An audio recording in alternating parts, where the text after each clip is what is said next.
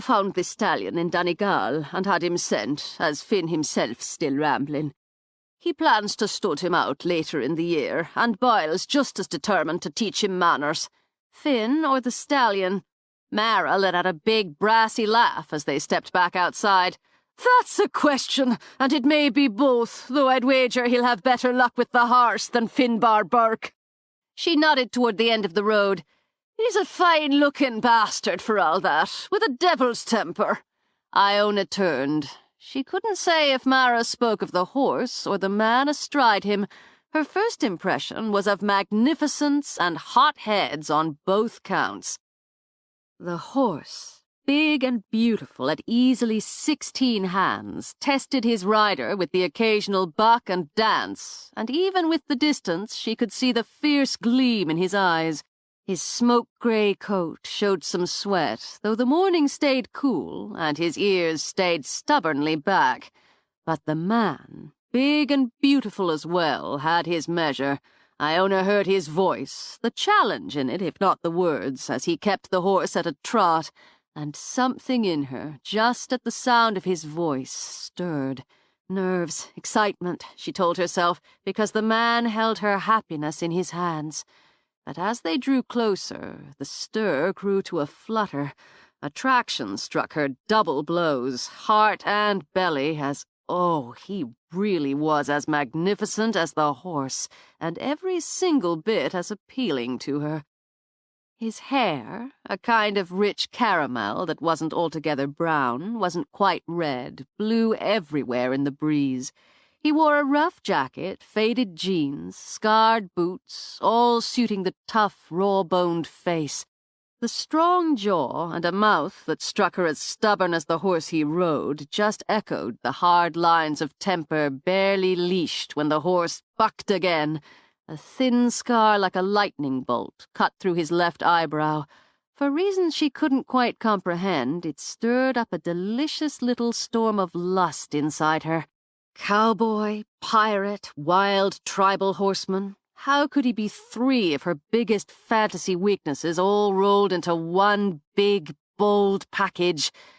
Boyle McGrath. She said his name in her head and thought, you could be trouble for me, and I'm so interested when it comes to trouble. Oh, he's in a mood, our Boyle is. Well, you'd best get used to it if you come to work here, for God knows he has them. Mara stepped forward, raised her voice. Giving you a run for it, is he then? Tried to take a chunk out of me, twice, the right bastard. Tries it again, I may geld him myself with a bleeding butter knife. When Boyle pulled up, the horse shook, pranced, tried to rear. Big hands, scarred at the knuckles like the eyebrow, the boots, fought the horse down. I may murder Finn for this one. As if daring his rider, the horse tried to rear yet again. Instinctively, Iona stepped up, gripped the bridle. Stay back there, Boyle snapped. He bites. I've been bitten before. She spoke directly to the horse, her eyes on his, but I'd rather not be again, so just stop it. You're gorgeous, she crooned, and so pissed off. But you might as well cut it out and see what happens next. She flicked a glance up at Boyle. He wouldn't bite, she thought, but suspected he had other ways to take a chunk out of a foe. I bet you'd get testy too if someone packed you up and took you away from home, then dumped you with a bunch of strangers. Testy? He kicked a stable hand and bit a groom, and that was just this morning. Stop it, Iona repeated when the horse tried to jerk his head free. Nobody likes a bully. Using her free hand, she stroked his neck. Even beautiful ones like you. He's pissed off, that's all, and making sure we all know it, she said to Boyle. Oh, is that all? Well then, no harm done. He dismounted, shortened the reins. You'd be the American cousin, then, the one Branagh sent. Iona Sheehan, and I'm probably as inconvenient to you as this stallion, but I know horses, and this one didn't like being taken away from all he knew. Everything's different here. I know what that's like, she said to the horse. What's his name? Finn's calling him Alistair. Alistair, you'll make your place here. She released the bridle and the horse flicked his ears, but if he considered trying for a nip, he changed his mind, looked carelessly away. "I brought my resume," Iona began. "Business, business, business," she reminded herself, "and stay out of trouble," and pulled out the flash drive she'd stuck in her pocket that morning. "I've ridden since I was 3 and worked with horses, grooming, mucking, trail and guided rides. I've given instruction, private and group. I know horses," she repeated, "and I'm willing to do whatever you need for a chance to work here." "I've shown her around and about," Mara began, then took the flash drive from Iona. "I'll put this on your desk." Boyle kept the reins firm in his hand, and his eyes, a burnished gold with hints of green, direct on Iona. "Resumes are just words on paper, aren't they? They're not doing. I can give you work mucking out. We'll see if you know your way around a horse for grooming before I set you on that, but there's always tack to clean." "Riding boot in the door," she reminded herself. "Then I'll muck and clean." "You'd make more walking over to the castle and seeing about work there. Waitresses, housekeeping, clerking."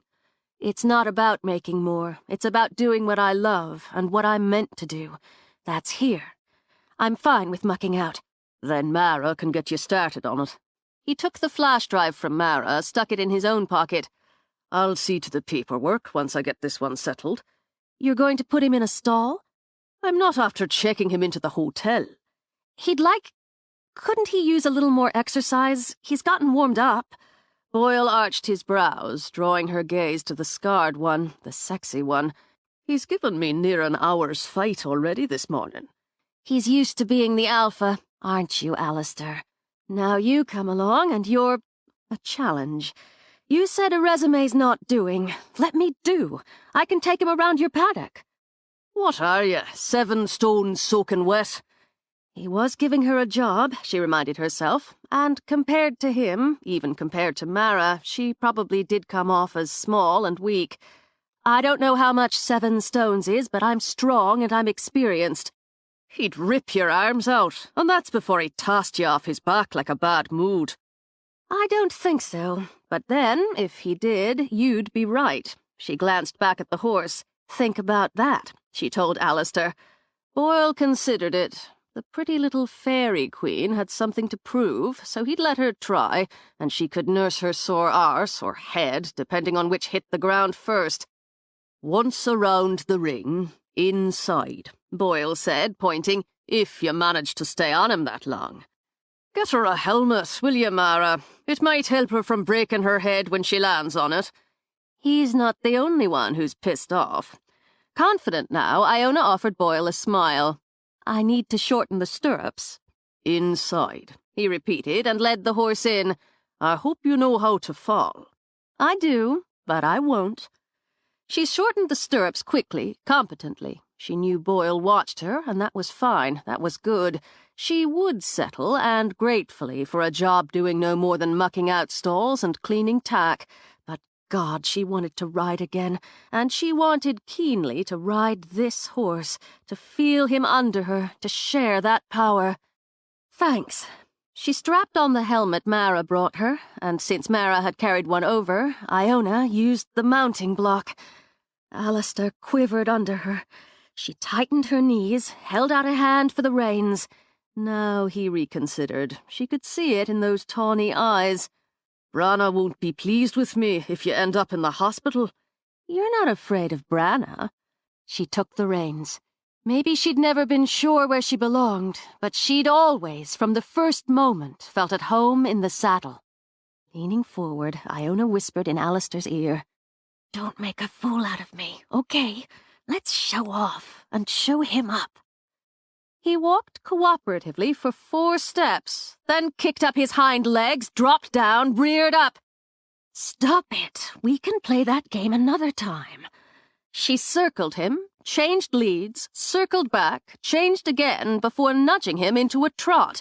When the horse danced to the side, tried another kick, she laughed. "I may not weigh as much as the big guy, but I'm sticking." She took him up to a pretty canter. God, he had beautiful lines, back to a trot, and felt alive. "She's more than words on paper," Mara murmured. "Maybe so." Good seat, good hands, and for some reason that devil seems to like her. He thought she looked as if she'd been born on a horse, as if she could ride through wind and wood and all but fly over the hills. Then he shifted his feet, annoyed with his own fanciful thoughts. You can take her out with you, not on that devil. See how she does on a guide. He'll breed well, you know. Finn's got the right of that. Finn's rarely wrong, but when he is, it's massive. Still, she'll do until she doesn't. Have her put Alistair in the paddock. We'll see if he stays there. And you? I'll see to her paperwork. When do you want her to start? Boyle watched her slide into a fluid lope. I'm thinking she already has. She didn't get to the village. Her plans changed in the best possible way as she spent the rest of her morning mucking out, grooming, signing papers, learning the basics of the rules and rhythms from Mara, and best of all, she tagged along on a guided ride. The pace might have been easy to the point of lazy, but it was still a ride on the cheerful Spud. She tried to remember landmarks as they rode placidly along the hard path, through the deep green woods, along the dark hum of the river, an old shed, a scarred pine, a tumble of rocks. She listened to the rise and fall of Mara's voice as she entertained the clients, a German couple on a brief getaway, and enjoyed the mix of accents. Here she was, Iona Sheehan, riding through the forests of Mayo, employed, listening to German and Irish, feeling the cool, damp breeze on her cheeks and watching the fitful sunlight sprinkle through clouds and trees. She was here. It was real. And she realized with a sudden, utter certainty she was never going back. From this day forward, she thought, this was home. One she'd make herself, for herself. This was her life, one she'd live as she wanted. If that wasn't magic, what was? She heard other voices, a quick rolling laugh so appealing it made her smile. That would be Connor, Mara told her, out on a falcon walk. When they came around a curve, she saw him down the path, standing with another couple, a hawk perched on the woman's gloved arm while the man with her snapped pictures. Oh, that's amazing. Dazzling, Iona thought, and somehow out of time. Isn't it amazing? Otto and I have booked for tomorrow, the German woman told her. I look forward very much. You'll have so much fun. I have to try it. That's my cousin, she added, unabashedly proud. The falconer. He's very handsome. You have your cousin, but you have not done a falcon walk. I just got here yesterday. She beamed as Connor lifted a hand, sent her or Mara, probably both, a cheeky wink. "'Tis a Harris's hawk you see there," Mara said. "As you've booked a walk for tomorrow, you should be sure to take the time to tour the school. I'm wagering the falcon walk will be one of the highlights of your visit to Ashford, and it's more complete if you see the other hawks and falcons and learn a bit about them." The hawk took wing, glided up to a branch. The two groups gave room to each other. "Good day to you, Connor," Mara said as they passed. "And to you. Out for a ride, cousin." "I'm working." "Well, that's brilliant, and you can buy me a pint to celebrate later." "You're on." And now, Iona thought, she'd have a beer with her cousin after work. It really was magic. "I'm sorry, my English is sometimes not good." "It's excellent," Iona disagreed as she shifted to look at the woman rider. "This is your cousin, but you're not Irish." "American, Irish descent. I've just moved here, literally." "You came only yesterday? Not before?" "No, never before. I'm actually staying at the castle for a few days." "Ah, so you are visiting?" "No, I live here now. I came yesterday, got this job today, and I'm moving in with my cousins next week. It's all kind of wonderful." "You just came from America to live here? I think you're very brave." "I think I'm more lucky. It's beautiful here, isn't it?" "Very beautiful. We live in Berlin and work there. It's very busy. This is quiet and not busy. A good holiday." "Yes, and an even better home," Iona thought. Her home. By the time she'd rubbed down Spud, put away her tack, met the other staff on duty that day, Mick with his ready grin, whose oldest daughter turned out to be the waitress who'd served her dinner the night before and helped feed and water the horses, Iona deemed it too late to visit Kong or the falconry school. She approached Mara. "I'm not really sure what my hours are." "Oh, well." Mara took a long drink from a bottle of orange Fanta. "I expect you didn't plan to be working a full day, which you nearly have. Are you up for working tomorrow?" "Sure, absolutely." "I'd say 8 good enough, but you'd best be checking with Boyle to be certain, as he may have put a schedule together. I think you could go on now, as Mick and Patty have things handled here, and I've got a private over at the big stables." "I'll go find him and see. Thanks, Mara, for everything." Going with the joy of the day, she wrapped her arms around Mara in a hug. "I'm sure you're welcome, but I didn't do anything. Less than usual, as it happens, as you did most of my sweaty work." "It felt good. It feels good here. I'll see you tomorrow." "Have a good one, and my best to Branna and Connor when you see them." Iona checked the ring, then what Boyle called his office, backtracked, circled, and found him outside in the paddock having a stare-down with Alistair. "He doesn't think you like him." Boyle glanced back. "Then he's an intuitive bastard." "But you do." She boosted herself up to sit on the fence. "You like his looks and his spirit, and wonder how you can smooth his temper without breaking that spirit." She smiled when Boyle walked toward her. "You're a horseman. There's not a horseman alive who wouldn't look at that magnificent animal and think just what I said. You irritate each other, but that's because you're both big and gorgeous and strong-willed." Feet planted, Boyle hooked his thumbs in his front pockets. "And that's your conclusion after this brief acquaintance, is it?" "Yeah." The sheer joy of her day sat on her like sunlight. She thought she could sit there for hours in the cool, damp air with the man and the horse.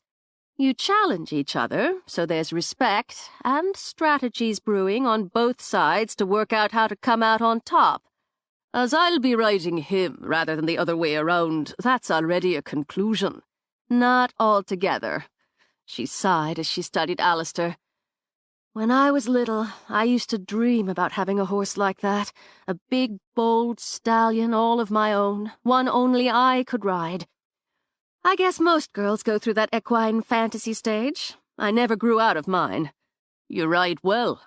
"Thanks." She glanced down at him and realized it was a good thing she sat on the fence, or she might have given him a hug as she had Mara. "It got me a job." "It did that." He said nothing as Alistair wandered over, oh so casually, and, ignoring him, went all but nose to nose with Iona.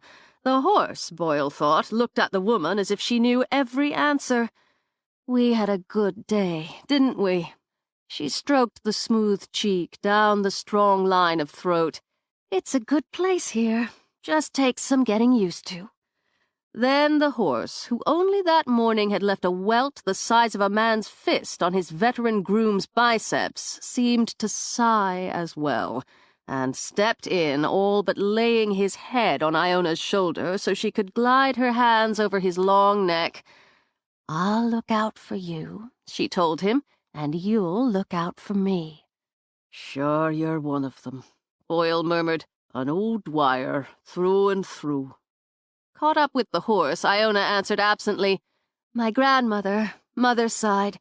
"It's not a matter of sides, but blood and bone. I should have figured it, the way you handled this one first time up." He leaned back against the fence to give Iona a long, careful study. "You don't have the look of them, of Branna or Connor, being a bright-haired little thing, but it's blood and bone."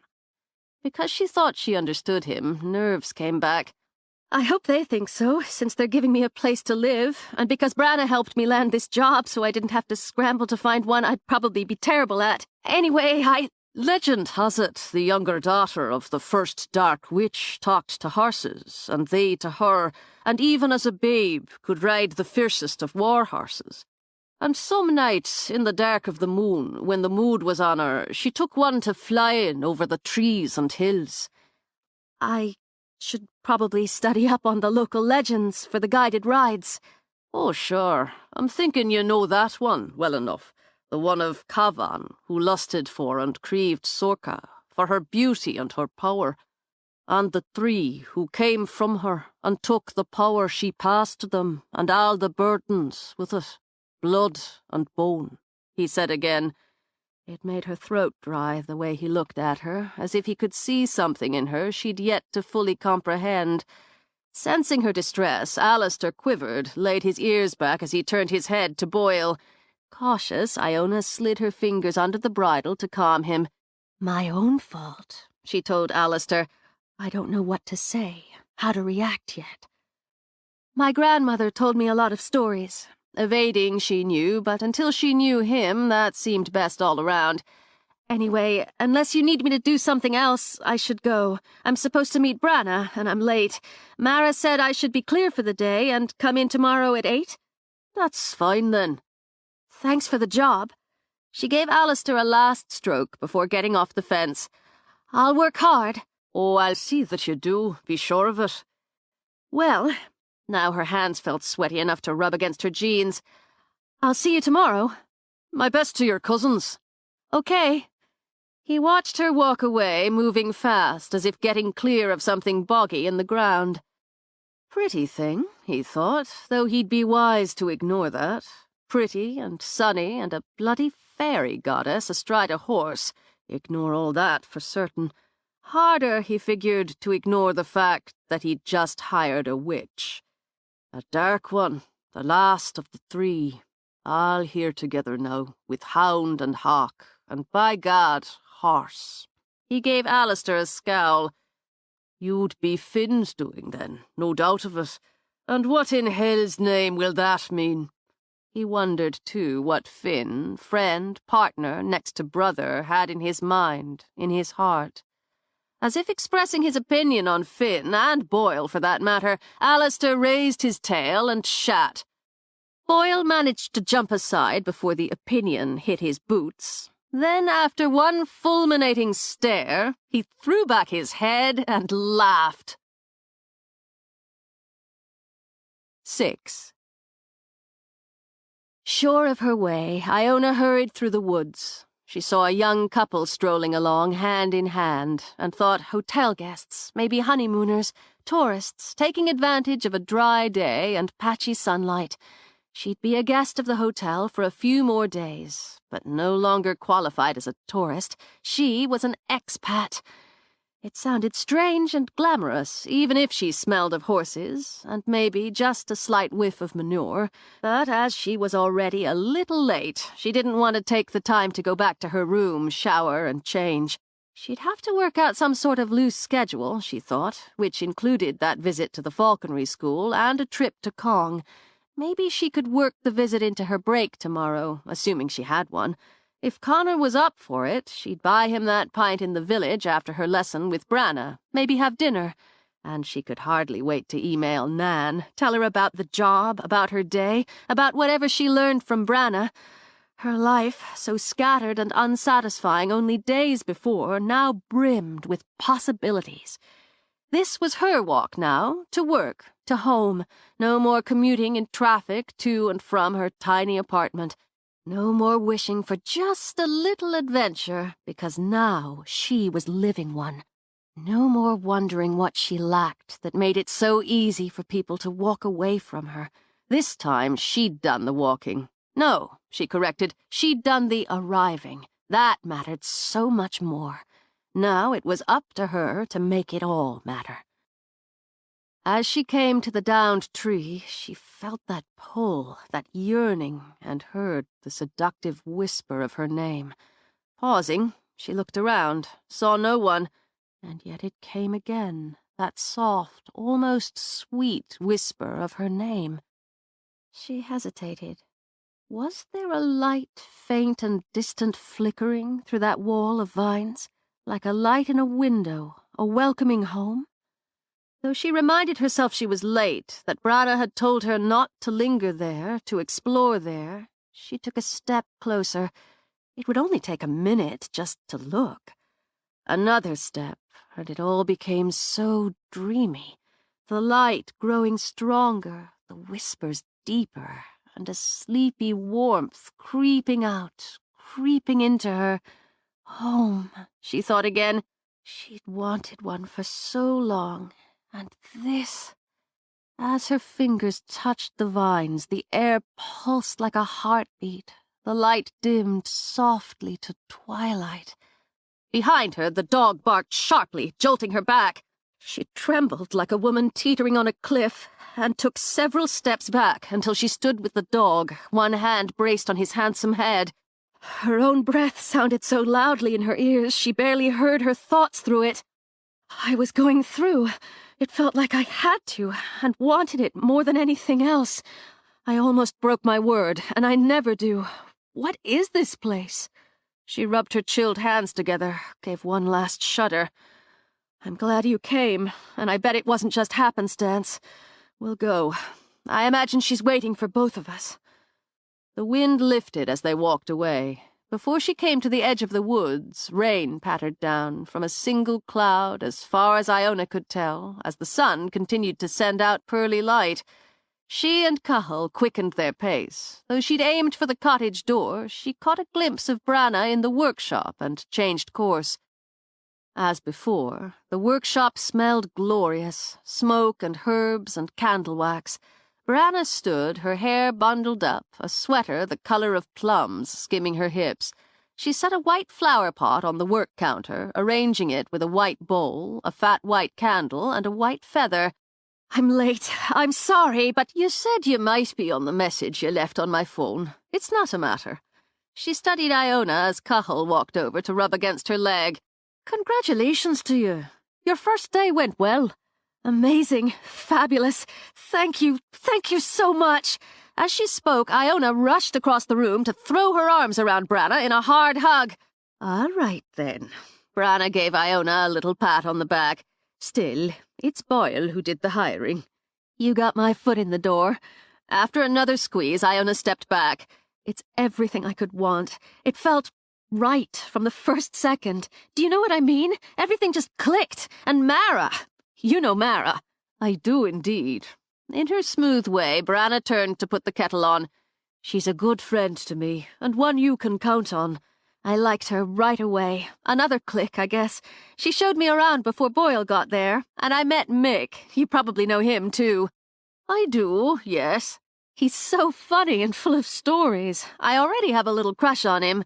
He's a wife and 4 children, with the first grandbaby on the way. Oh, I didn't mean... You're teasing. Anyway, it was great, just so great, even though Boyle was in a bad mood. He's known to have them. Branna put cookies on a plate, chocolate ones today. He came riding in like something out of a movie, him on that magnificent horse, both of them so pissy and handsome and, well, tough. And he's cursing the horse. I'm pretty sure the horse was cursing him right back. His partner... Finn, right, bought him and had him sent to Boyle, and he's just spectacular. The horse, you're meaning? Yeah, well, Boyle's not too shabby. In fact, I had a couple minutes of... She drummed her hand against her heart, just looking at him. Too bad about the moods, because, really... She grinned, rolled her eyes, fanned her hand. Then her eyes widened. Oh, God, you and Boyle aren't a thing. Romantically? No. With an easy laugh, Branna began to brew the tea. He and Connor have been mates since boyhood, and for that matter, we've been friends longer than I can remember. He's a fine man with a hot temper, but like Mara, one you can count on, thick and thin. Good to know, and I guess he had reason for the mood today. Alistair was giving him a bad time, and he'd bitten one of the stable hands. Kicked one, too, I think, and wait. Branna gripped Iona's arm to stop the flood of words. You said Alistair? The horse is Alistair? Yes. What is it? What's wrong? And Finn. He bought the horse. Had it sent. Yes. Mara said Finn was still travelling, but sent the horse ahead a couple of days ago. So... She took a long breath, laid her hands on the counter for a moment. He knows. Who? And what? You're freaking me out, Branna. Finn. He knows you're here. Or he knows the three are here together, that it's to begin. Alistair, it said, was the name of Tegan's horse. He was her first guide. Alistair? I didn't know, but it was like we recognized each other. There was something there, but I guess I thought it was just he needed me, needed someone who understood him. Alistair, Tegan's horse. You don't think it's a coincidence? Thought you would come, and so would this horse, and Byle Albert bringing him to you this morning. I bloody well don't, and add in Finbar Burke, and there's no mistaking it. How would he know about me, or the name of Tegan's horse? Branagh set teacups down with a clatter. He has power. He's like us? Finn? He's like no one but himself, but he comes from the blood, as we do. He springs from Cavan, the Black Sorcerer. Wait a minute, wait. She tried to take it in, even pressed her hands to the sides of her head as if to hold it all in. The evil guy, the one that Sorka killed, or mostly killed, this Finn is descended from him? He is. Eyes flashing, face grim, Branagh shoved impatiently at the loosened pin in her hair. He bears the mark, and it was Tegan who marked Cavan. He has power, and the blood. He's evil? In an impatient gesture, Branagh waved a hand in the air, then poured the tea. Sure, there's no simple answer to a question like that. He's harmed no one, and I would know. But he's of Cavan, and the time's coming round. He sent the horse, so we'd know. But isn't having Alistair an advantage for me? For us? For our side of this? We'll see what we see. I don't understand. Because they were there, Iona took a cookie, gestured with it. He's Boyle's partner and his friend, I got that. I don't see how he could be dangerous if an easier question to answer. Dangerous, Finn is, and always has been. But if Boyle's such a stand-up guy, how can they be friends? Life's a puzzle. One thing, it explains how Boyle knew I was, you know. On a sigh, Branagh lifted her teacup. Witch isn't a bad word, Iona. It's who and what you are. It hasn't exactly been cocktail party conversation in my life. I'm getting used to it a little. I should have told you before, right away. He knew. I didn't tell him. Why would I? But he knew. He didn't seem very weirded out by it, but since he's friends with a sorcerer, Finn's a witch, just as we are. Right. It just sounds a little girly. You've much to learn, cousin. She handed Iona her tea. I should tell you something else first. I don't break my word. It's important. But today, walking back from the stables, I started to go through those vines. I didn't mean to, but I thought I saw a light, and I heard my name over and over. It was almost like the dream I had. I felt out of myself, pulled in, like I needed to go through to whatever waited. Cahill stopped me, again. I don't break promises, Branagh. I don't lie. Ever? Branagh sipped her own tea. Ever. I'm crap at it anyway, so why bother? But I'd have gone back there if Cahill hadn't come. I couldn't have stopped myself. He's testing you. Who? Cavan, or what remains of him. You'll have to be stronger and smarter. Once you're both, Connor and I will take you back, as we promised. Well then, let's see what we have to work with. Too delighted to drink, Iona set the tea aside. Are you going to teach me a spell? On another laugh, Branagh shook her head. Did you gallop the first time you sat a horse? I wanted to. Today you walk, and on a lead. Tell me what your granny said was the most important thing about your power, about the craft. To harm no one. Good. And it harm none. What you have is as much a part of you as the colour of your eyes, the shape of your mouth. What you do with it is a choice. Choose well. I made the choice to come here to you, and I'm hoping you won't regret it. Now then, the elements are 4. She gestured to the work table. Earth, air, water, fire. We call on them, use them with respect. It's not our power over them, but the merging of our power with theirs.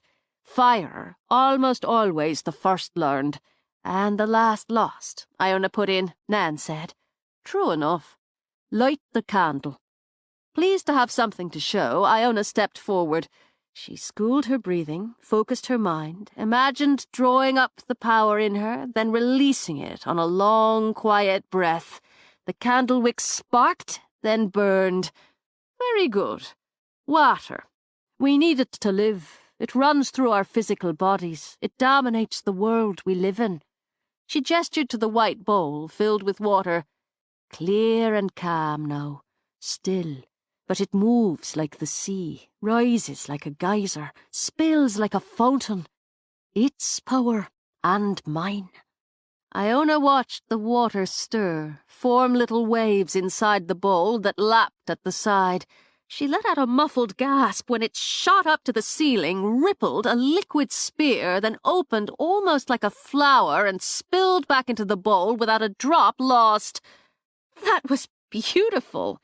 A pretty bit of magic, but an important skill. Stir the water, Iona. Feel it, see it, ask it. Like the candle flame, she thought. It would be focus, and that drawing up. She steadied her breath again, tried to do the same with her mind, her pulse. She stared at the water, tried to form an image of those little waves rocking its quiet surface, and didn't manage a ripple. I'm doing something wrong. No, you lack patience. It's a problem. Okay, again. She stared at the water, pushed herself at it until her eyes ached. It takes longer for some. Where is your center of power? Where do you feel it rise? Branna asked. Here. Iona pressed a hand on her belly. For Connor, it's here. Branna tapped her heart. Pull it up. Send it out. Use your hand for a guide. Up, out, imagine, focus, ask. Okay. She loosened her shoulders, shoved at her hair, took a new stance. She wanted to move the damn water, she thought. She wanted to learn how to send it up like a spear. Maybe she'd been too timid. So, she drew in a breath, pulled, drawing her hand up from her belly, flinging it out toward the bowl, and barely choked back the scream when the water flew up toward the ceiling. Holy shit! Oops! It fell again like a small flood, stopped, went still just above the counter. I'd prefer to avoid the mess, Branna said, and with a flick of her finger had the water spilling back into the bowl. Oh, you did it. I thought I had. You sent it up, lost your focus. I spared you the mopping. I did that? Thrilled, she did a quick dance in place. Go me! Wow, it's just so cool. Not respectful, she said with a wince. No reason there can't be joy and wonder. It's magic, after all. Do it again, but slow, smooth, control always. Like riding a horse, Iona murmured. She took it up, only inches this time, and imagining a small fountain, created it. Slowly, she turned the fountain so it circled just above the bowl. The dance of the water filled her with that joy and with that wonder. You have a lot sleeping inside you, Branna told her. Delighted, proud, dazzled at herself, Iona let the water slide back into the bowl. Let's wake it up. When Connor walked in, she floated a feather. Not in the graceful dance Branna demonstrated, but it floated. He sent her a wink, then, twirling a finger, had the feather spinning up to tickle her under the chin. Show off, she said, but laughed and did a twirl of her own. I'm in witch kindergarten. I've made flame, moved water, floated the feather, and I did that. She gestured toward the white flower pot and the pretty painted daisy blooming in it. That's well done. Impressed, he walked to the work table. I did that, she corrected, showing him the little seedling beside the bloom. Branna did the flower. Still, well done. It's quite the day you've had, cousin. He draped an arm around her shoulders for a quick hug. And I'm here to collect on my point. School's out, don't you think, Branna? It's 6:30, and I'm next to starving. The magic's in his heart, but our Connor thinks with his belly, or what's just below it. And shamed I am of neither. Let's go to the pub. Iona buys my pint, I buy the meal. That's a good deal on any table. Why not? Branna decided. We've things to talk about, and I could do with a pint and some food while we're doing it. She pulled the clips from her hair, shook it, and had Iona sighing with envy. Come on, Cathal. I'll be 5 minutes, she said. She'll be 20, Connor corrected. We'll meet you there, he called out, and reached for Iona's hand. I don't mind waiting. She's going to decide to change her clothes, then having done that, to fuss with her face. I could have my pint by the time she's finished, and you could be telling me about your day. Possibly the best day ever. It'll take a while. I've nothing but time, as long as we're heading for that pint and my supper. Maybe it was the residual energy from the power she'd practiced, combined with the excitement of a new job, but Iona felt she could have sprinted all the way to the village. Connor had other ideas and set a meandering pace on the winding road. She knew she chattered, but he'd asked after all, and he listened, laughed, tossed in comments. When she told him of Alistair, Connor lifted his eyebrows, angled his head. His eyes, so full of fun, seemed to sharpen with a quick, canny focus. Well, now, that's an interesting sort of development, isn't it, then? It upset Branna. Well, Finn tends to most days of the week, and him sending back this particular horse, that's a message from him, to her particularly. A warning? He gave Iona a quiet smile. She might take it as one. It doesn't upset you? It's coming, isn't it? Whatever it will be. We knew that when you showed up on the doorstep. He looked away toward the woods, and his eyes, she thought, looked beyond anything she could see. This is just the next of it, he told her, and I'd say having a good horse is a positive thing. But he's Finn's, and if Finn's part of the, opposing force? He's not. But Branna said blood ties, curses, and devil's marks. Connor shrugged them off like an old jacket. Is he Cavan's descendant? That he is. I'd like to know who doesn't have a twisted branch on his family tree. Coming from something doesn't make it what you are. You've choices, don't you? You've made your own. Finn makes his own. That's God's truth, and so does our Branna. She's my sister, and as important to me as my next breath. And Finn's my friend, and he's been all my life. So I walk that line, and it's fortunate I've good balance. You don't think he's evil? Connor paused long enough to draw her to his side, brush his lips on the top of her head with an easy affection that warmed her to the bone. I think evil comes in too many forms to count. Finn's not one of them.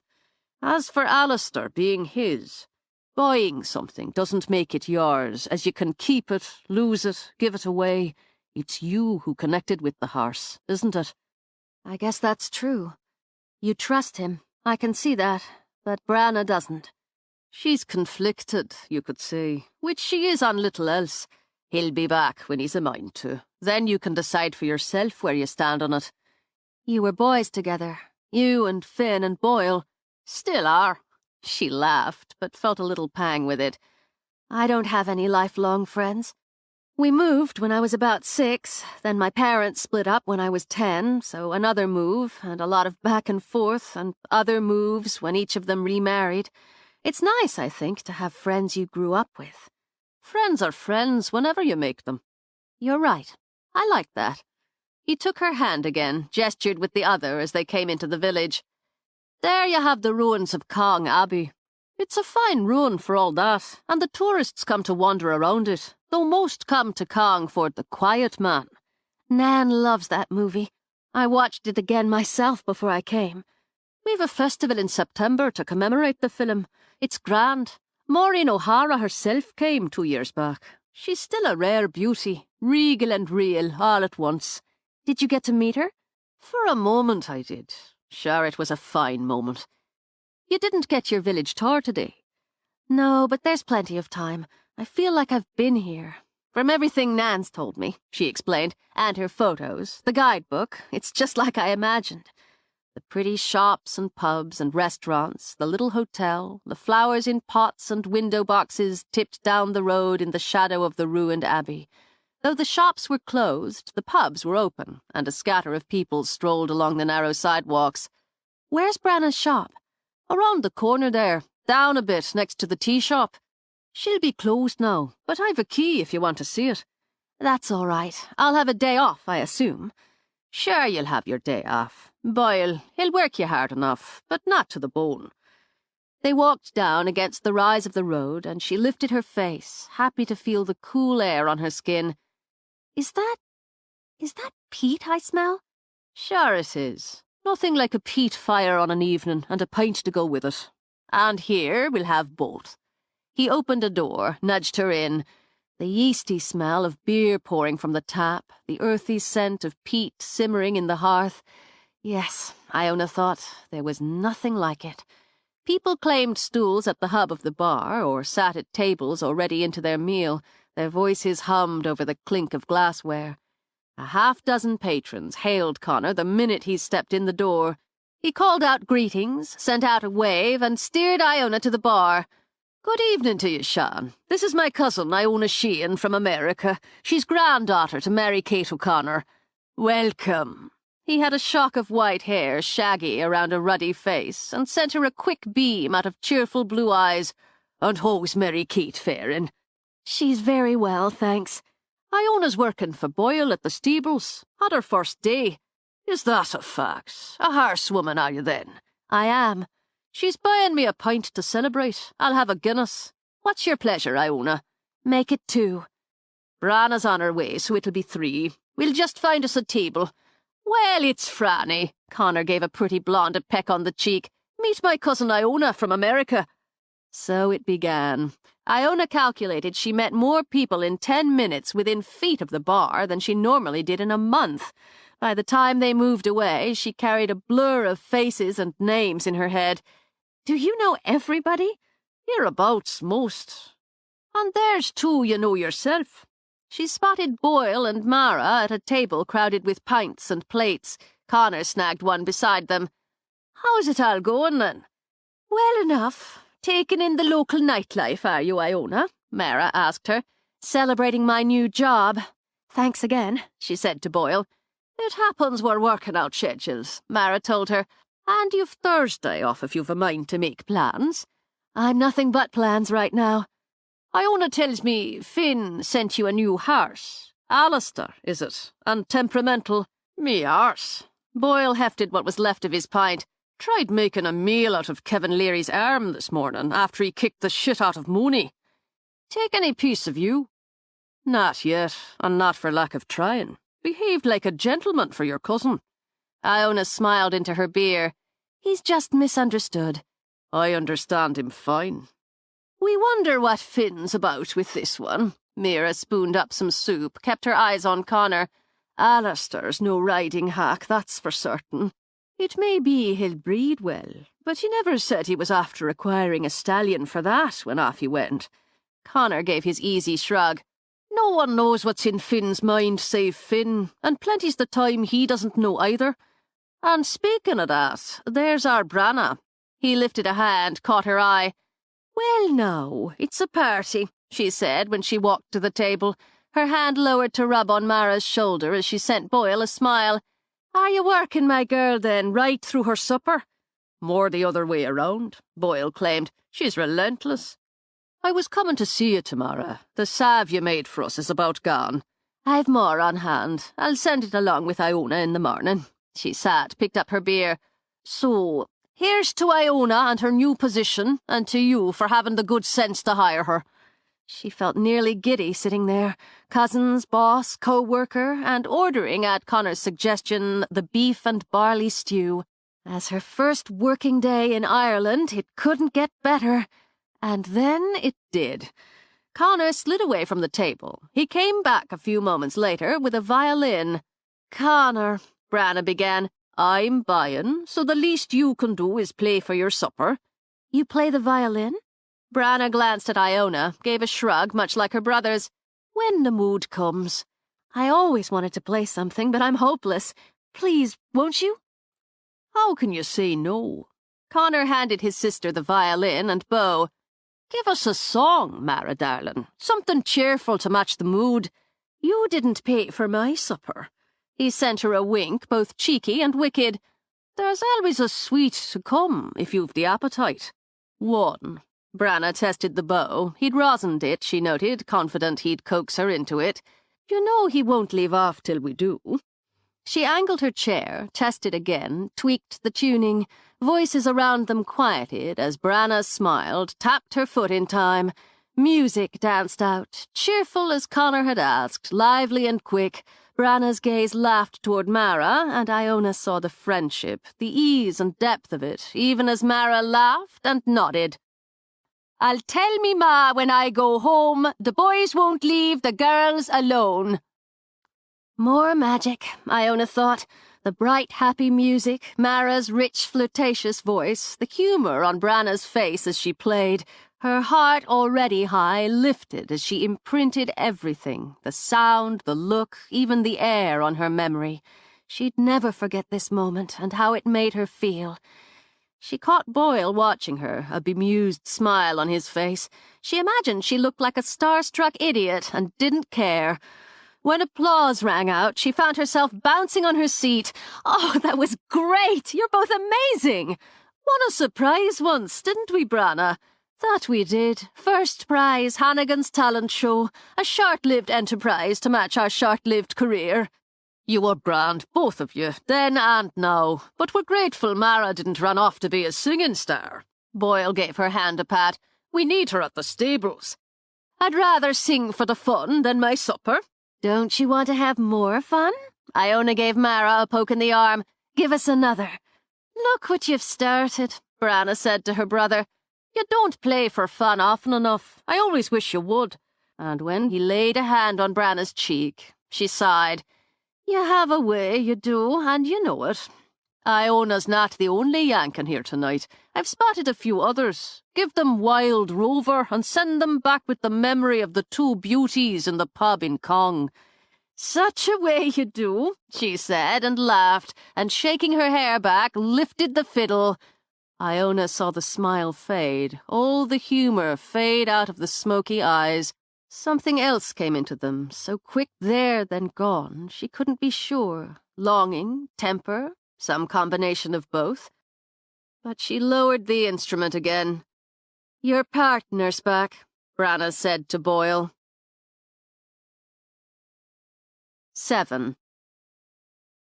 Everything about him was sharp. The cheekbones, the jaw, even the bold green of his eyes, and the glint in them. He'd come in on a kick of wind that had the simmering peat fire giving a quick snap. As they had with Connor, several people hailed him, but Connor had been greeted with easy and affectionate warmth. Finbar Burke's welcome was edged with respect, and Iona thought a little caution and wariness.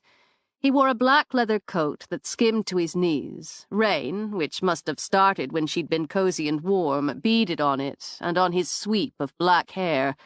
Cautious herself, Iona skimmed her gaze toward Branna. Nothing showed on her cousin's face now, as if that momentary swirl of emotion had been nothing more than illusion. Finn wound through the crowd, and as Branna had with Mara, laid a hand on Boyle's shoulder and on Connor's, but his gaze, Iona noted, fixed on Branna. Don't let me interrupt. And there he is, home from the wars at last. Connor sent him a cheeky grin, and just in time to stand the next round. Some of us have to work tomorrow, Branna reminded her brother. Sure, it's fortunate my boss is an understanding and generous sort of man, unlike yours, Connor added with a wink for Branna, who's a tyrant for certain. I'll stand the round, Finn said. Good evening to you, Mara, and how's your mother faring? I got word she was feeling poorly, he said when she blinked at him. She's better, thanks. Just a bout of bronchitis that lingered a while. The doctor dosed her with medicine and Branna with soup, so she's well again. It's good to hear it. You brought the rain, Boyle commented. Apparently. And, Branna, you look more than well. I'm well enough. You cut your travel short, then? 6 weeks was long enough. Did you miss me? No, not a bit. He smiled at her, quick and again sharp, then turned those vivid eyes on Iona. You'd be the American cousin. Iona, is it? Yes.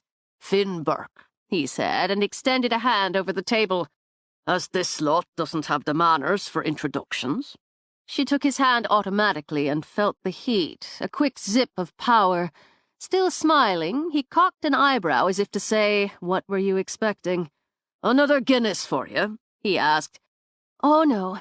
Despite understanding and generous bosses, this is my limit. Thanks anyway." "I wouldn't mind some tea before I head out in the rain," Mara said. "Thanks, Finn." "Tea, then. Another pint, Boyle. I'm in my truck, so this will have to do me."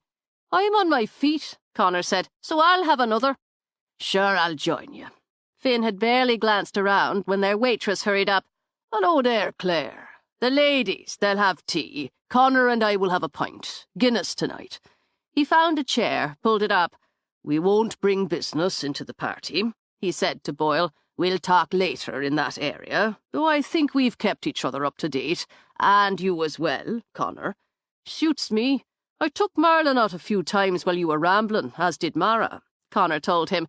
"And he took himself out when he wanted. Will you be coming by the school tomorrow? I'll make a point of it, and the stables. Make sure you have a kind word for Kevin and Mooney." Boyle lifted his beer. "As your newest acquisition battered both of them. Got spirit, he does, and an iron will. Has he battered you as well? Not for lack of trying. He likes this one." Boyle nodded toward Iona. Locking eyes with Iona again, Finn tapped his fingers on the table as if to an inner tune. "Does he now? After doing his damnedest to back me across to Galway, the Yank here mounts him and takes him around the ring like a show horse." Finn smiled slowly. "Is that a fact? Are you a horsewoman then, Iona?" "It is, and she is," Boyle answered. "She's now in our employ, which I'm keeping you up to date with in person. Happy to have you. A working holiday for you, is it?" I'm going to live here. That is, I'm living here now." "Well then, welcome home. Your grandmother's well, I hope, Mrs. O'Connor." "Very, thanks."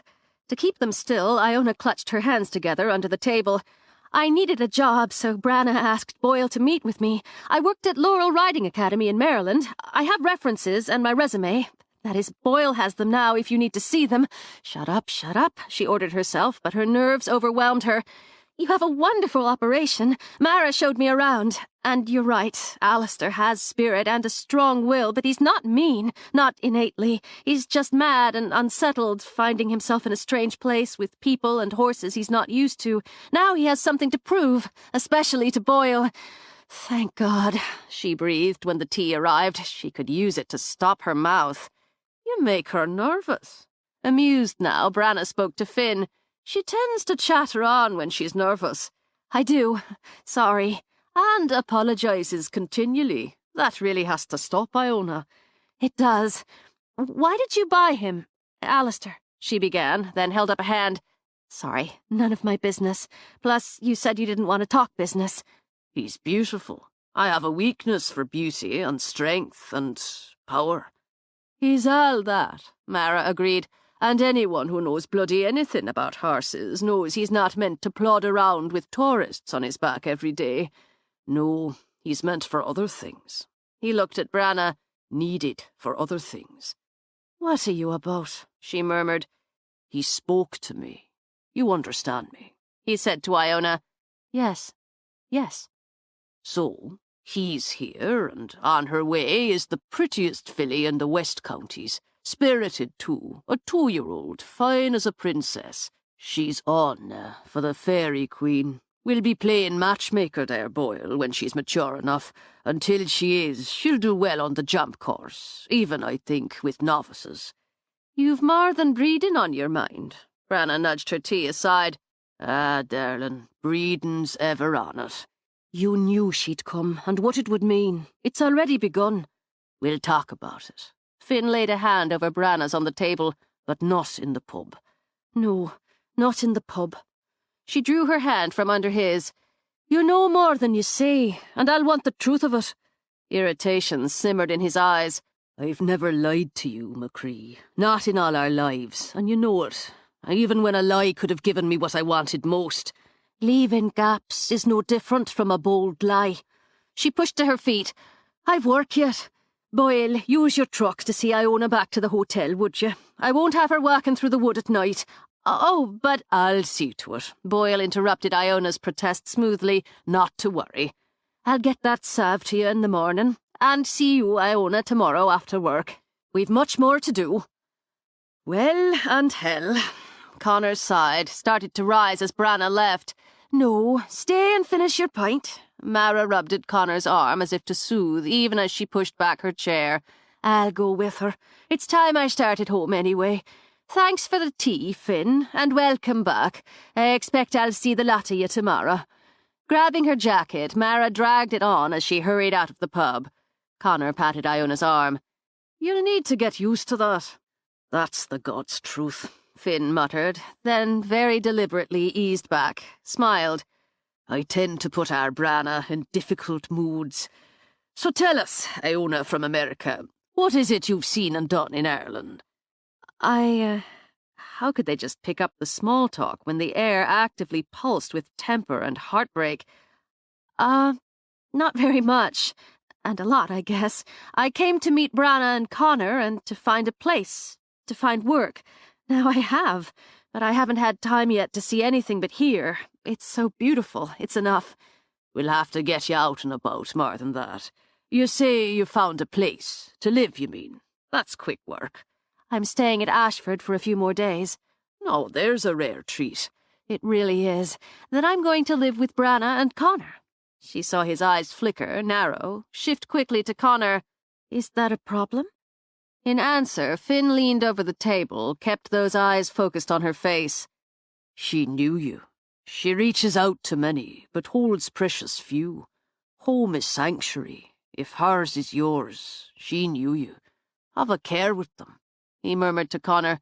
By all the gods. Don't doubt it.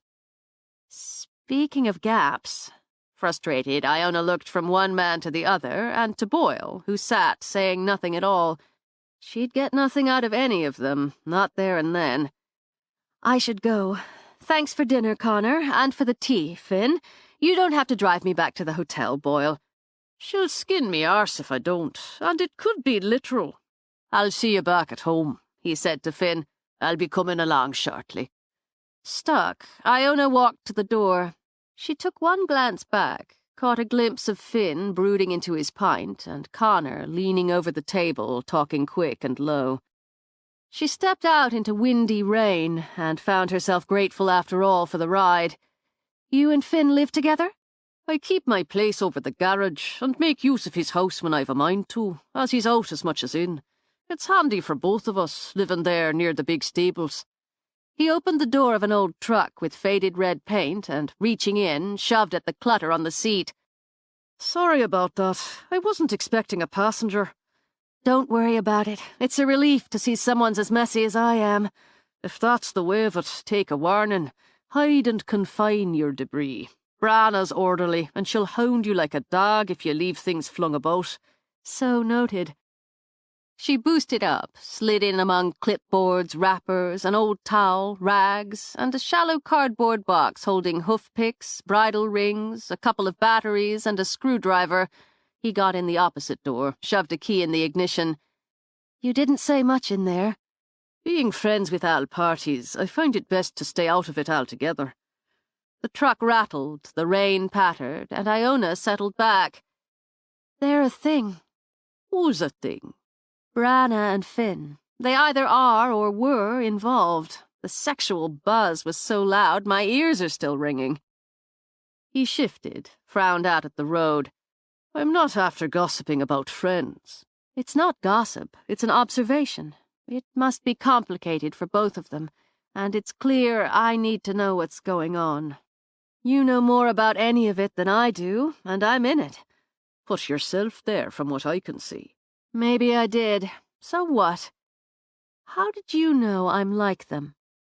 I've known them most of my life, been a part of theirs. I saw it in you, with the horse. Brows knit, she shifted to face him. Most people wouldn't be so casual about it. Why are you? I've known them most of my life, he repeated. I don't see how it can be that simple. I can do this. She held out her palm and, focusing hard, managed to flick a small flame in its centre. It was pitiful compared to Branagh, but she'd been working on it off and on. He barely glanced her way. Convenient if you're backpacking and misplace the matches. You're a cool customer. She had to admire it. If I'd pulled that on the guy I'd been dating, he'd have gone through the door, leaving a cartoon guy hole in it. Must not have been much for backpacking. She started to laugh, then caught her breath when fog rose up on the road ahead like a wall. Her hands balled into fists as the truck punched through it, tightened as the fog blanketed over them. Do you hear that? Can you hear that? Hear what? My name. He keeps saying my name. Though he was forced to slow to a crawl, Boyle kept his hands steady on the wheel. Who's saying your name? Cavan. He's in the fog. Maybe he is the fog. Can't you hear him? I can't. And so far never had. He wouldn't mind keeping it that way. I'm thinking you'll work with Mara again tomorrow. What? What? I'll want her go-ahead before you take any guests out on your own. He spoke easily, drove slowly. He could navigate this road blindfolded and thought he damn nearly was. And I'll want to see how you handle instruction. We'll have you work with Mick there, or with me from time to time. Do you do any jumping? He knew she did, and had the blue ribbons and trophies to prove it, the certification to teach it. He'd read her resume. Yes, competitively since I was 8. I wanted to try for the Olympic team, but... Too much commitment. No, I mean, yes, in a way. You need a lot of family support for that kind of training, and the financial backing. While her eyes tracked right and left, she rubbed a hand from between her breasts up to her throat, back again. Did you hear that? God, can't you hear that? That I did. A wild howl shot cold fingers up his spine, and that, he thought, was new, at least to him. I expect he doesn't like us talking over him. Why aren't you afraid? I'm riding with a witch, aren't I? What have I got to worry about? She choked out a laugh, struggled to steady her pulse. I learned to levitate a feather today. I don't think that's going to do a lot of good. And, he thought, he had his 2 fists and the utility knife in his pocket if needed. It's more than I can do. See now, the fog's thinning, and there's Ashford up ahead. So it was. The glamorous fairy tale spread of it, windows lighted pale gold. They went there, the first 3. They came back, years after their mothers sent them away to save them. They stayed in the castle, walked the woods. I dreamed of the youngest coming back, riding back as she'd ridden away as a child, on a horse named Alistair.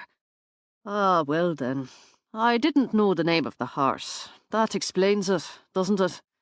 I don't know what it explains. I don't know what I'm supposed to do. What you must. What I must, she murmured as he stopped at the hotel's entrance. Okay. Thanks for the ride and for talking me through the weird. Not a problem. I'll see you in. She started to object. She was only steps from the door and, thinking of the voice in the fog, changed her mind. It was just fine to have a big, strong man walk her in. No shame in it. With him, she walked into the warmth, into the rich colours, the flowers, and the smile of the woman on duty at the lobby table. Good evening to you, Miss Sheehan. And Boyle, it's good seeing you. Working late, Bridget? I am. A good night for it, as it's gone wet again. I've your key right here, miss. I hope you enjoyed your day. I did very much. Thanks again, Boyle. I'll see you to your door. Oh, but... He just took the key from her, glanced at the number. This is in the old part, isn't it? So saying, he took Iona's arm, pulled her along and down the corridor. It's that way now. Iona made the turn. The place is a rambling maze. Part of its charm. She tried not to worry about the desk clerk likely thinking she and Boyle were a thing. He stopped at the door, unlocked it. After pushing the door open, he took a long, careful look. Well, you are messy. As advertised. Her eyes widened when he walked right in. He couldn't possibly think... He picked up the hotel pen on the nightstand, scrawled something on the pad. That's my mobile. If you get nervous, ring me up. Better you ring Branagh, but I'm just minutes away if it comes to that. That's so kind. Don't get watery about it. I've just hired you, haven't I, and done the bloody paperwork. I can't have you running back to America. Lock the door and go to bed. Switch on the telly if you need the noise. He walked to the door, opened it. And remember, he said, looking back at her, you can hold a flame of your own making in the palm of your hand. He shut the door. Even as she started to smile, he rapped hard enough to make her jump. Lock the bloody door! She dashed to it, locked it, and listened to his bootsteps fading away. She made a bargain with herself. At work, she'd focus on work. She couldn't and wouldn't let whatever she might have to face interfere with making a living. When work was done, she'd take whatever time Branagh was willing to give. She'd learn, she'd practice, she'd study, but she would also demand and get answers. So she mucked, cleaned, brushed, hauled, fed and watered, and did her best to stay out of Boyle's way. Remembering the ride home and her panic left a thin layer of embarrassment. She was the one with power, however unrefined, and she'd gone weak and trembly and let him look after her. Worse, for just a second, maybe 2 or 3 seconds, when he'd come into her room, she'd been the one with the wrong idea. A sad fact she'd been forced to admit when she'd pulled out of a dream. Not of evil sorcerers and shadows, she thought as she brushed Spud's mane, but of a sex dream, and a damn good one, involving her and Boyle and a Wizard of Oz field of poppies. But it sure as hell hadn't put them to sleep. That subconscious revelation added a lot of thicker layers to the embarrassment. Mara poked her head in the stall. She wore a Kelly green cap today, with her hair streaming through the back opening in a long tail. You braided Queen Bee's mane. Oh, yeah, I'll take it out. No, indeed, it looks charming, and she's fairly preening with her new do. Just don't do the fancy work with any of the geldings. Boyle will huff about, say we're making them into dandies when they're good plain hacks. He's such a man, is Boyle. I noticed. You're good together. Well, I should hope. It's going clear, so the ride's on for the afternoon. They shifted to 3, hoping for better weather, and it looks like we may get it. It's a party of 4, 2 couples, friends from America, so that should be nice for you. Boyle's sent off for Rufus. He's a big, playful gelding. One of our guests is near to 2 meters tall. Which is what? Oh, in Yank. With a frown, she pushed at her cap, scratched her head. About 6.5 feet, I'm thinking. Otherwise, we'll saddle up Spud there, and Bee and Jack. You can take your pick from the rest. Maybe Caesar, unless you want him. Go ahead. Mara made a little note on her clipboard. They asked for 90 minutes, so you'll see more than yesterday. I want to see it all. And Mara, the guilt over the dream wouldn't allow her to just let it go. I just wanted to say thanks for lending me Boyle last night for the ride home. I'm not in the habit of lending him, but you're welcome to keep him if you like. Oh, did you have a fight? About what?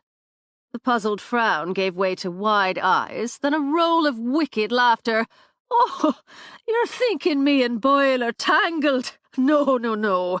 I love the man to distraction, but I don't want him in my bed. It would be like shagging my brother, and that thought's just put me off my lunch. You're not... Embarrassment kicked up several notches. I just assumed. Look like lovebirds, do we? There's just something, I guess, intimate between you, so I thought you were together that way. We're family. Got it. Good. I guess it's good. Maybe it's a problem. Now Mara leaned on the side of the stall opening. You're a fascination to me, Iona. A problem. It's just that when I assumed I had a good reason to ignore the... She wiggled her fingers over her stomach. You've got... Mara mimicked the gesture. For Boyle. He looks really good on a horse and off. The first minute I saw him, I just... Whew. She laid one hand on her heart, the other on her belly, patted both. Is that the truth? He's all tough and cranky. Then there's the big hands, the scar, she said, tapping her eyebrow, and those liony eyes. Liony. Mara tried out the words. Well, no, I suppose they are. Boyle McGrath, king of the beasts. She let out another of her barroom laughs. That's just looks, but they're really impressive. On top of it, he was really kind to me. Then there was the sex. Dream, Iona said quickly when Mara's mouth fell open. Sex dream. I had one last night, and I felt so guilty because I really like you, and you don't want to hear any of this. You're mistaken entirely. I want to hear all of this, in the greatest of detail. On a laughing moan, Iona covered her face with her hands. You're Boyle's friend. If you tell him the Yank's got this slow simmer going on, he'll either laugh himself into a coma or fire me. He'd do neither. But why would I tell him any such thing? There's a sisterhood that covers such matters. That's a universal sort of thing, to my mind. Of course there is. Anyway, I think I'm just jet-lagged and turned around and coming to grips. It's nothing. It'll pass.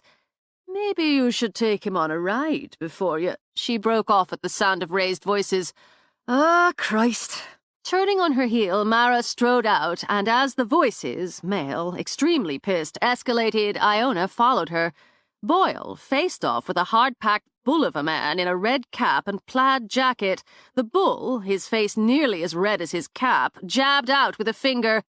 I come here being reasonable, though you're a cheat and a liar for all that. And I'm telling you, Riley, what business we had is done and over. Get off my property and keep clear of it. I'll get off your bleeding property when you give me back the horse you next to stole from me, or hand over fair payment. You think you can steal from me? Bloody thief! He shoved Boyle back 2 steps. Oh, Jesus, Mara muttered. No, he's done it. Don't put your hands on me again, Boyle warned very quietly. Oh, I'll put more than my hands on you, you fucking shite! Riley threw a punch. Boyle shifted his weight, angled his head, and the fist breezed by his ear. We should call the police, the guard, whatever it's called. Mara barely glanced at Iona. No need. You get one more. With his arms still down by his sides, Boyle spread his hands. Take it, if you've a mind to, and know you won't be walking away from this if you do.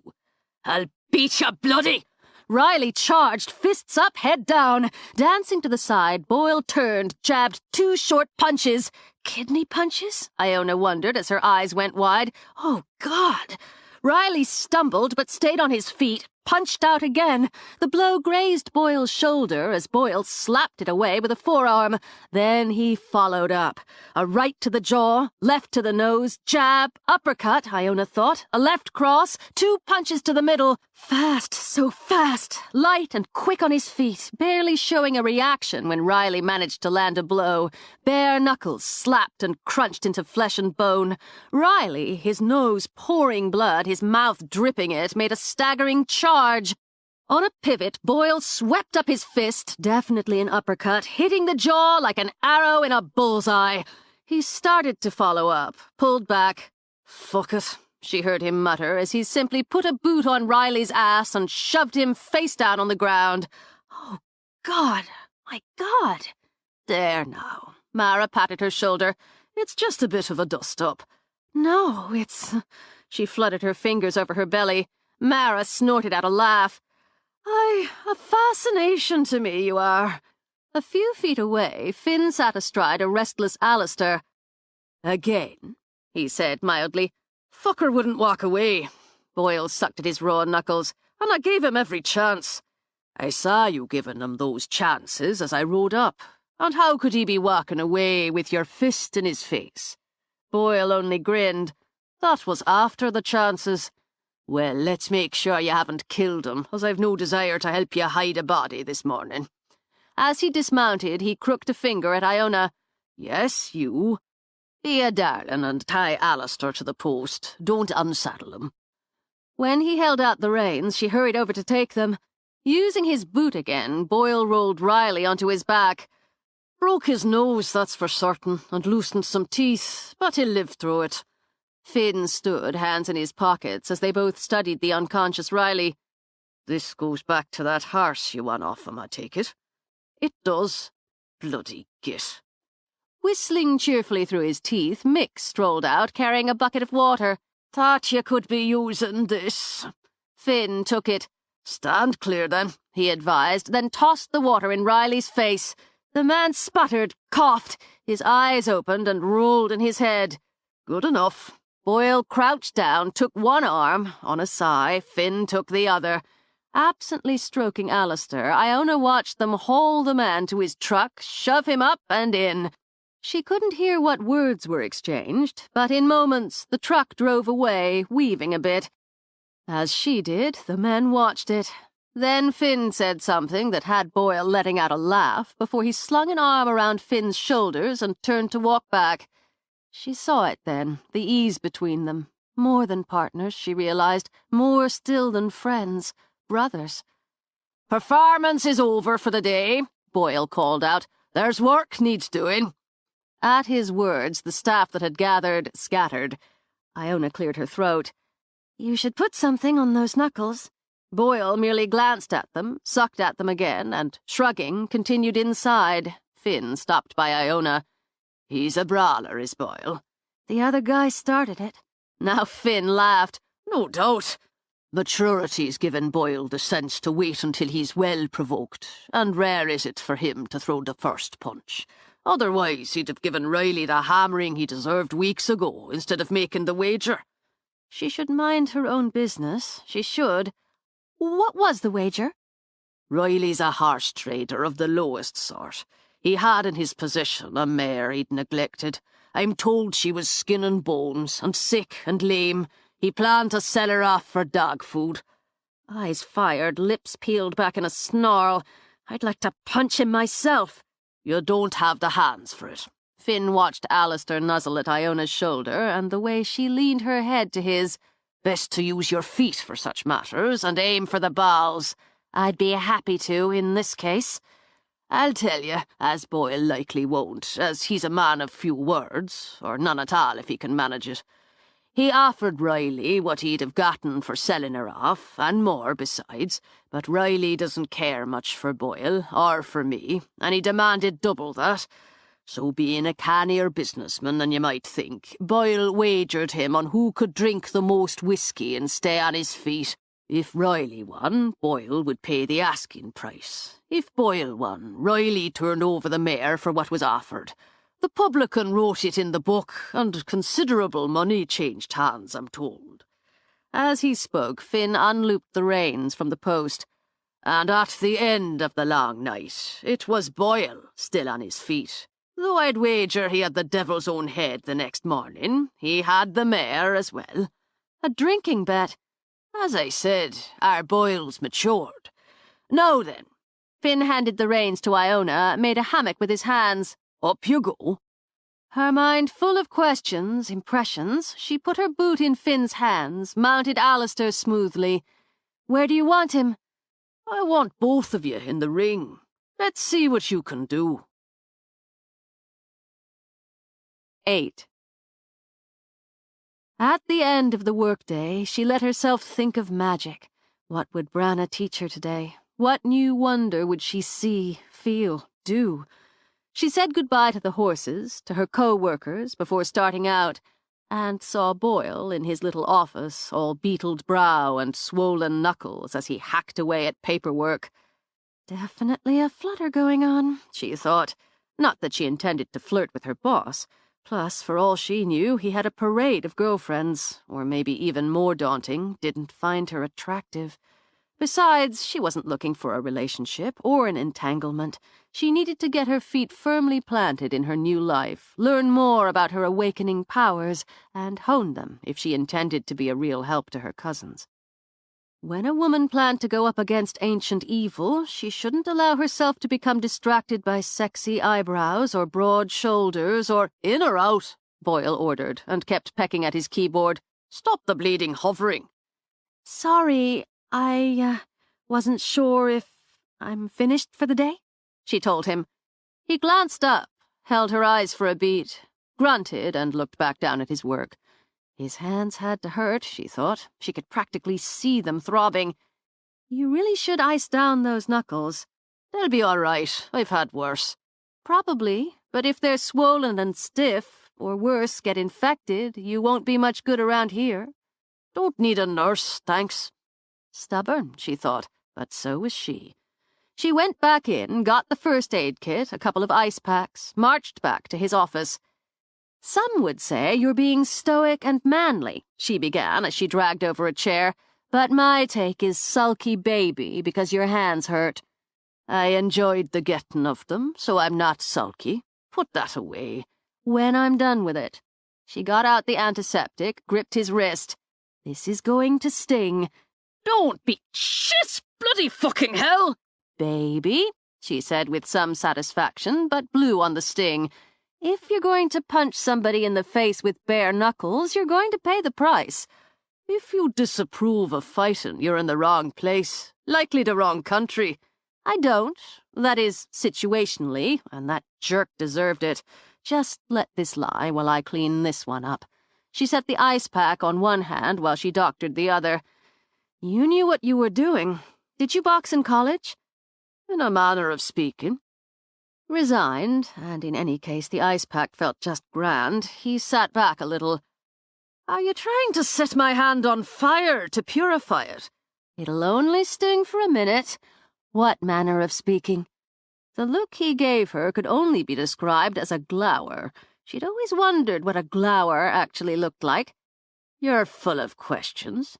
It's only one, she pointed out, and talking will distract you. What manner of speaking? Jesus.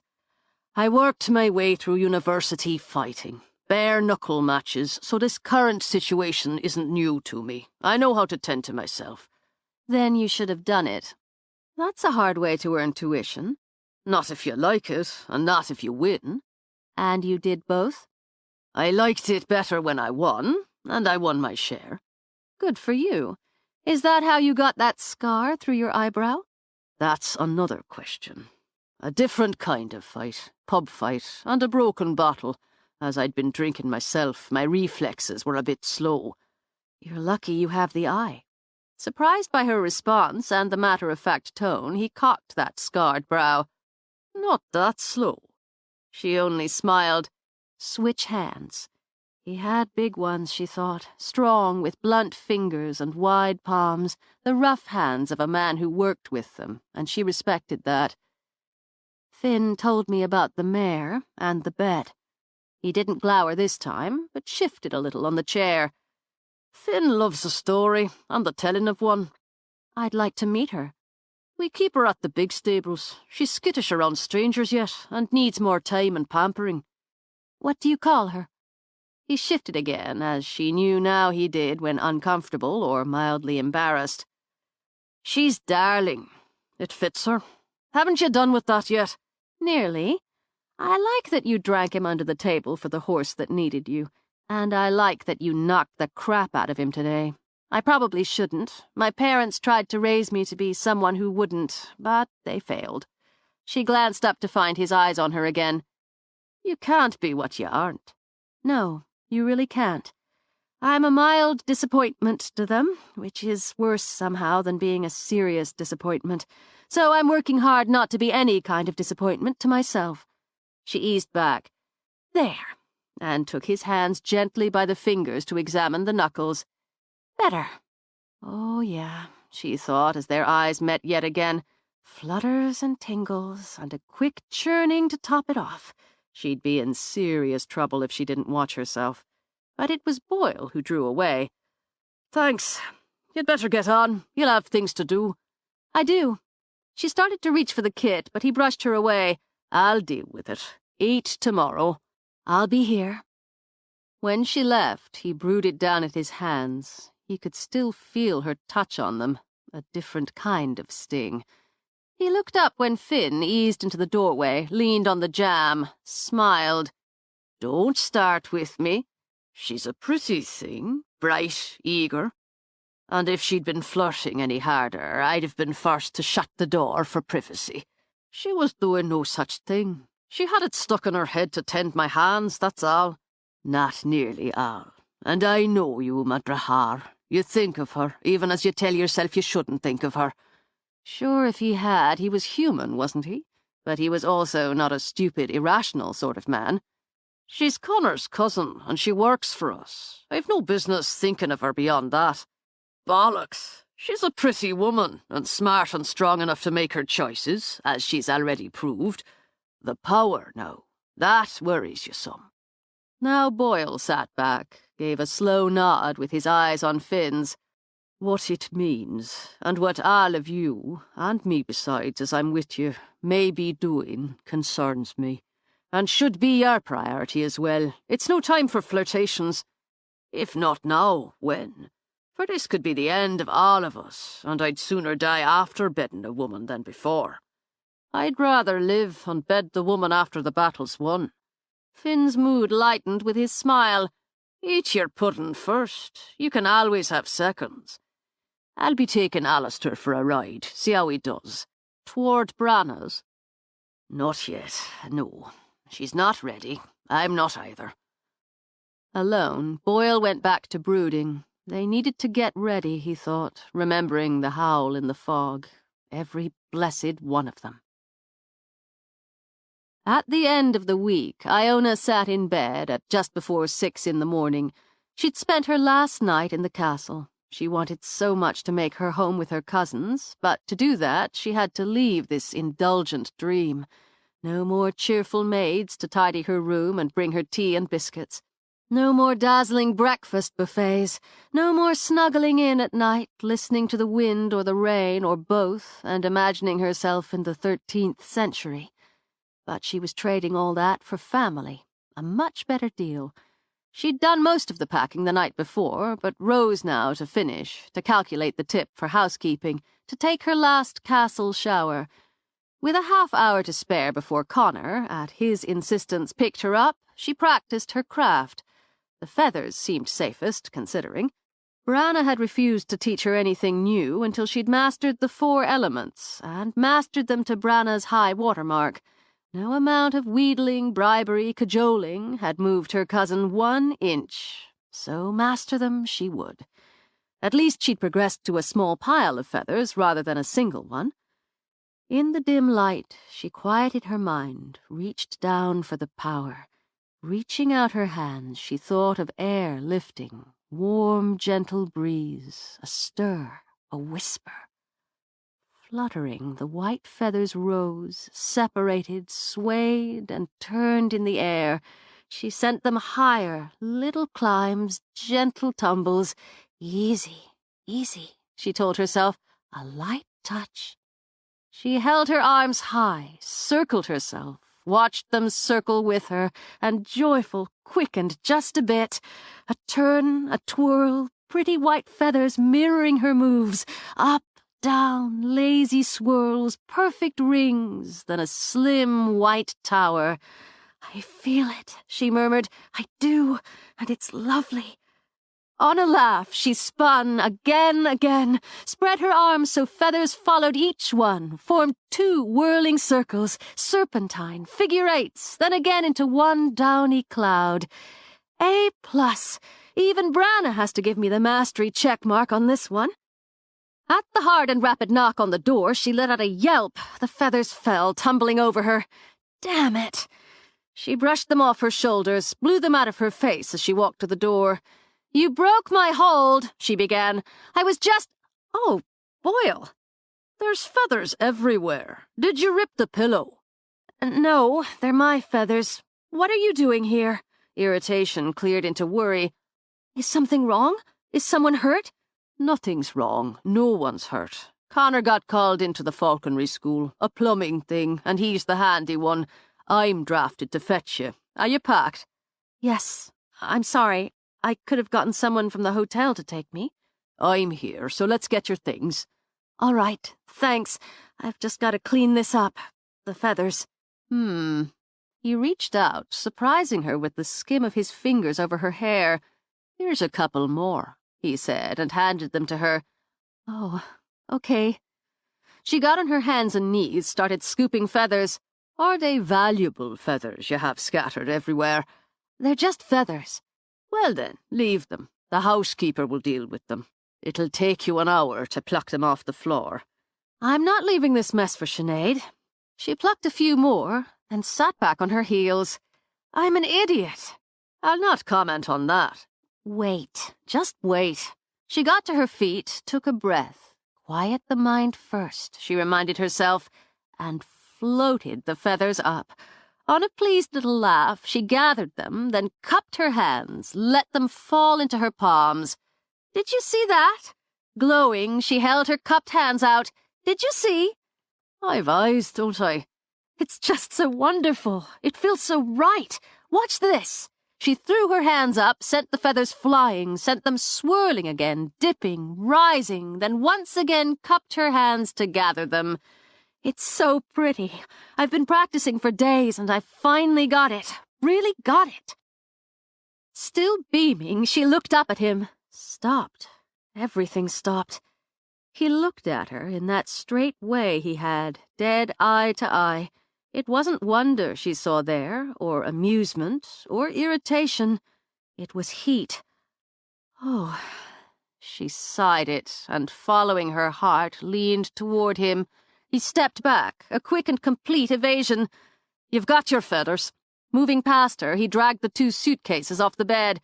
Grab something. If there's more, I'll come back for it. Just my jacket and my laptop. I'll get them. I'm sorry. Mortified, she dumped the feathers in their bag, secured it. I guess I was caught up, and I misread. I thought you... but obviously not. Get a move on, will you? The words snapped out of him. She felt them like hard finger flicks on her cheeks. We've all of us got work. He carried the cases as if they weighed nothing and breezed right by her. Fine. Fine, I get it. And again, I'm an idiot. You're not attracted to me. Message received. But you don't have to be rude about it. She shoved the bag of feathers in her laptop case. I've been rejected before, and somehow I survived. Believe me, I'm not planning on jumping you, so you don't have to add the slap and kick. I'm a big girl, she added, snatching up her jacket and scarf, and I'm responsible for my own— He dropped the cases with a bang that made her jump. You talk too bloody much. With that, he gave her a yank. Off guard, she plowed into him and managed no more than a quick oof before he shoved her chin up and took her mouth like a man starving for it. Rough and hard, the kind of kiss that gave her no choice but to hang on. Blasts and booms of that heat assaulted her. She'd have staggered from them if he hadn't hauled her right off her feet. Dazzled, done for, she wrapped her arms around his neck and rode that high, hot wave. And seconds later, he dropped her unceremoniously back on her feet. That shut you up at least. He hefted the cases again. You want the ride, get yourself moving. What? She shoved her hands through her hair. What was that? You are an idiot. Of course I'm attracted to you. Any man with blood in him would be. That's not the issue. It's not the issue? What is?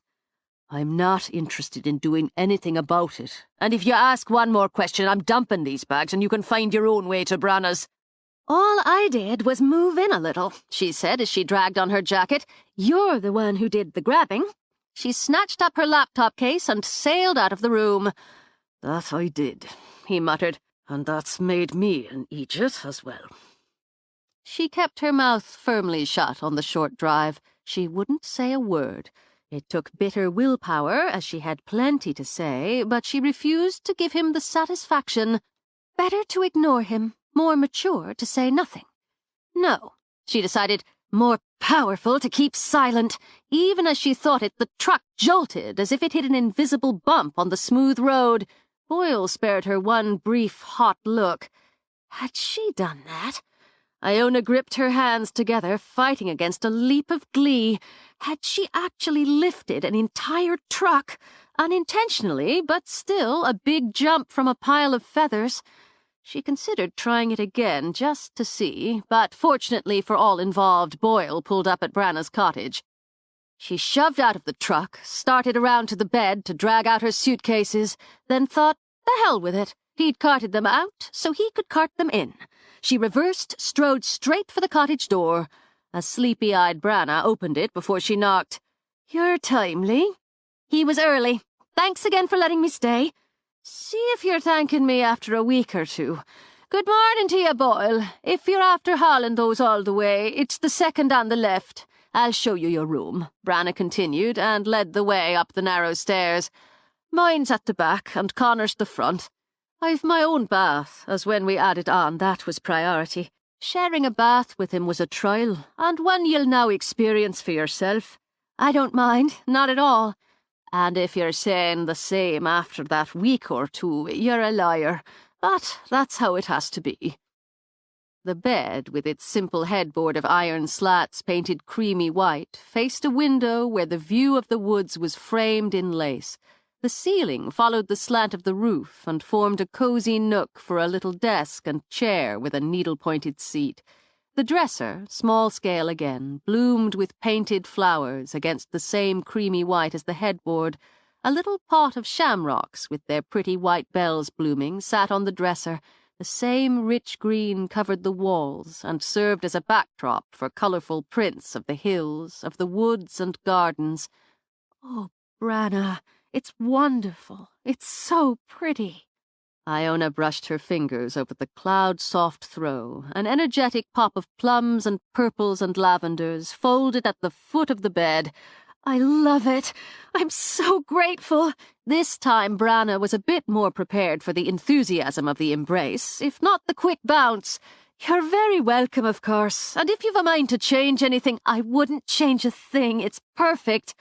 Where do you want these? Boyle demanded from the doorway in a tone that took no trouble to hide aggravation.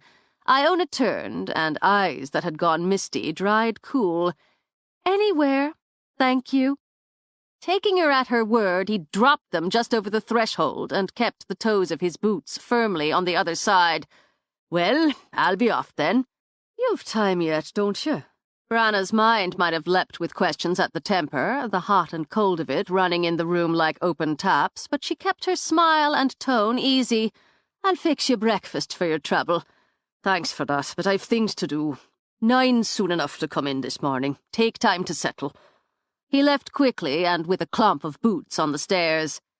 So, what's all this about? Branagh wondered, then, noting the fire in Iona's eyes, held up a hand. Hold that in until we're down in the kitchen. I've a feeling I'll be wanting more coffee for this. She led the way, then poured 2 mugs. Go on, then. Cut it loose. He comes banging on the door. I'd been floating feathers. I've got it, Branagh, I'll show you. But he broke my focus, and there's feathers everywhere. But I pulled it back, and I showed him. I was excited and happy. Who wouldn't be? But I'm not blind or stupid. She stomped around the kitchen as she spoke, one hand gesturing wildly. Branagh kept her eye on the coffee in the mug in case it threatened to lap over. I know when a man's thinking about making a move. I know that look. You know that look, she said, pointing at Branagh. I do indeed, and it's a fine one under most circumstances. Exactly, and since it felt fine, I went with it, or would have. I mean, for God's sake, all I did was lean in a little, and he pulls back like I jabbed him with a burning stick. Branagh said, and got down a skillet. I felt like an idiot. You know how that kind of thing makes you feel? Well, you probably don't. Iona reconsidered. What man would pull back from you? But I felt hot, not in the good way, embarrassed, so I apologized. Just read it wrong, that's all. Sorry about that. Okay, so maybe I babbled a little, but I felt awful and stupid and completely flustered because I'd thought he and Mara were a thing, but she said no, so I let myself open that door, which I hadn't because of Mara, and you don't poach. Besides, he's the boss, and you don't want to step in it. And then I did, so it was worse. And I'm apologizing and trying to make it like no big thing, and he grabs me. Branagh paused for a moment in her task of frying bacon and eggs. Is that the truth of it? He yanked me in and kissed me until my brains leaked out of my ears and the top of my head blew clean off. She made an exploding noise, threw her hands up, fountained them down, and in like 5 seconds he just drops me and makes some nasty comment about shutting me up and says, "Let's get going." A poet Boyle McGrath will never be. Screw poetry. He didn't have to slap me down that way. He didn't, no. Sympathy twined around amusement. He's brusque, his Boyle, and sometimes that can be taken for unkindness. But he's not unkind as a rule. I guess he broke the rule with me. I'd say he did, by kissing the brains from your ears. You work for him, so it's an awkward sort of situation. He'd take that to heart, Boyle would. But here, have this at the table. She offered Iona a plate with the bacon and egg on a thick piece of toasted bread. Morning drama stirs my appetite. Branna carried her own and her coffee, took a seat. I'll tell you, he's a man of rules. You don't cheat, steal, or lie. You don't misuse animals or take advantage of those weaker than you. You don't spoil for a fight, which is a rule come to be in the last few years, but you don't walk away from one. You stand for your friends and for your round in the pub. You never touch a woman who belongs to another, and you don't give your word unless you intend to keep it. I wasn't spoiling for a fight, and I don't belong to anyone. I'm not weaker than he is. Physically, sure, but I have something more. I think I lifted his truck, Laurie. Just a little, like a good-sized bump in the road on the way over here. More amused now, Branna enjoyed her breakfast. Temper can spark power. You'll want to learn how to control that. You said yourself he's your boss. He'd think of that, Iona. It would count with him. And yes, even though you could say you made the first move. So if he kissed the brains out of your ears, you can be sure he wanted to enough. It, like the bump of the lorry, wasn't controlled. Thoughtfully now, Iona cut into the open-faced sandwich. You don't think he did it to teach me a lesson? Oh, no, not Boyle. No, he'd not think of such a thing. I'm saying, and it's just my thought hearing only from you, he said what he did after only because he was mad at his own self. He gave you a look or two the other night at the pub. He... really? Ah, what a position this is. My cousin and dark sister on one hand, and the man I've been friends with most of my life. You're right, I shouldn't put you in the middle. Don't be daft. Sisters weigh the scale. I'd say he's had a thought about it, decided it's against the rules, and now he's pissed and frustrated as he's muddied the waters more than they were. Good. Iona cut another bite decisively. Then we can both be pissed and frustrated. But I feel better talking to you. I know I throw most everything out there, and you, well, you don't. But I want to say, if you ever need to talk to anyone, I know when to shut up and listen. We'll have plenty to talk about. Now that you're living here, we'll need to put our time to good use. You've much yet to learn, and I don't know how long you have to learn it. I can't see it, and that worries me not a little. I know it's a small thing, but I floated all the feathers at once. I could direct them, change the speed, turn them, and it was like I didn't have to think how once I understood. I just felt it. It's not a small thing. You've done well so far. If it was only a matter of bringing out what's in you, we could take all the time, and there'd be more joy in it for both of us. Branna looked out the window toward the hills. But I don't know how or when he'll come. I don't know how it's possible he can, as he was burned to ash by powerful magics. But he will, cousin, when he believes he's strong enough to defeat us all. We have to make certain he's wrong. There are 4 of us, so 3, Branna said sharply. We're 3. Finn isn't part of the circle. All right. Dark territory, Iona thought. She'd try to steer clear of that until she had more light. We're 3, he's 1. That's a big advantage. He can and will bring harm to all and any to win. We're bound by our blood, by our art, by everything we are, to harm none. He may not understand it, but he knows it. She rose, went to the back door. When she opened it, the dog padded in. Iona hadn't heard a thing. Cahill will walk with you to the stables when you're ready. My guard dog? He enjoys the ramble. Cavan will pay more mind to you as your power lights, so be aware of it. I will. When will you take me to the place in the woods? Soon enough. I need to get ready. I've work. Go on and get unpacked before you head out. I'll clear up here. You don't have to make me breakfast. Be sure I won't unless I'm in the mood to, Branna said in such an easy way it made Iona feel only more welcome. And you'll not clear today, but you and Connor will work that out between you from tonight. If I do the cooking, one or both of you does the clearing. More than fair. There's a little washer and dryer, though in good weather we hang out the wash right in there, and we'll be working out the marketing and the other chores. Come the spring, there'll be gardening, and you won't touch a blade of grass until I'm sure you know what you're about. Nan taught me. I'm pretty good. We'll see. You'll want to go hawking with Connor. I'd love to. You'll enjoy it, but it's for more than that. We each of us have our guide, but we're stronger when we connect with each, and they with all of us. All right. Will you come see Alistair? I will, soon enough. This is your home now, and ever will be.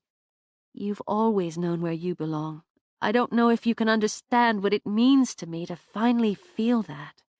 Then go put your things away, and when you come home we'll work. And for you. Branna lifted a hand, closed it into a fist, then opened it again. A silver key lay in her palm. We don't always lock the doors, but in case, this will open them for you. You have to show me how to do that, Iona murmured and took the key, still warm from Branna's magic. Thank you. Sure, you're welcome. I'll be in my workshop when you're done at the stables for the day. Come there, and come ready to learn. I will. Thrilled at the prospect, Iona all but danced out and up the stairs. Her home now, Branna thought again. She'd tend to it, work for it, and one day she'd have no choice but to fight for it. 9.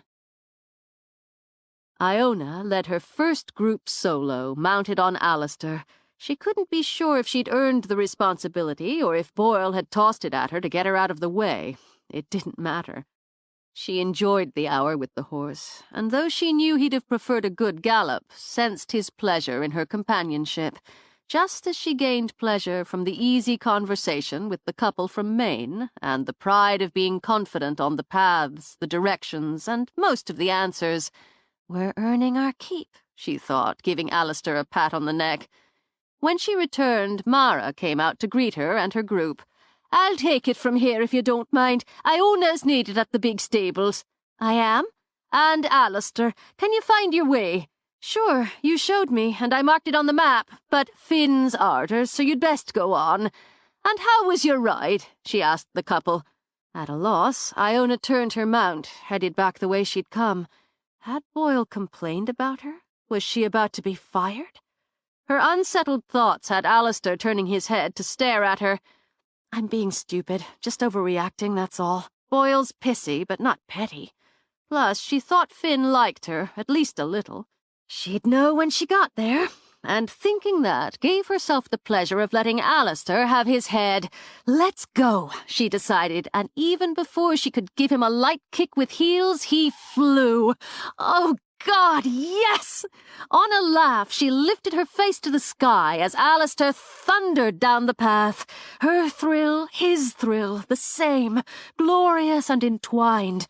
Power, she realized, his and hers, spurred them both so that for an instant, just an instant more, she felt them both lift above the ground, flying truly now, the wind whipping her hair, his mane.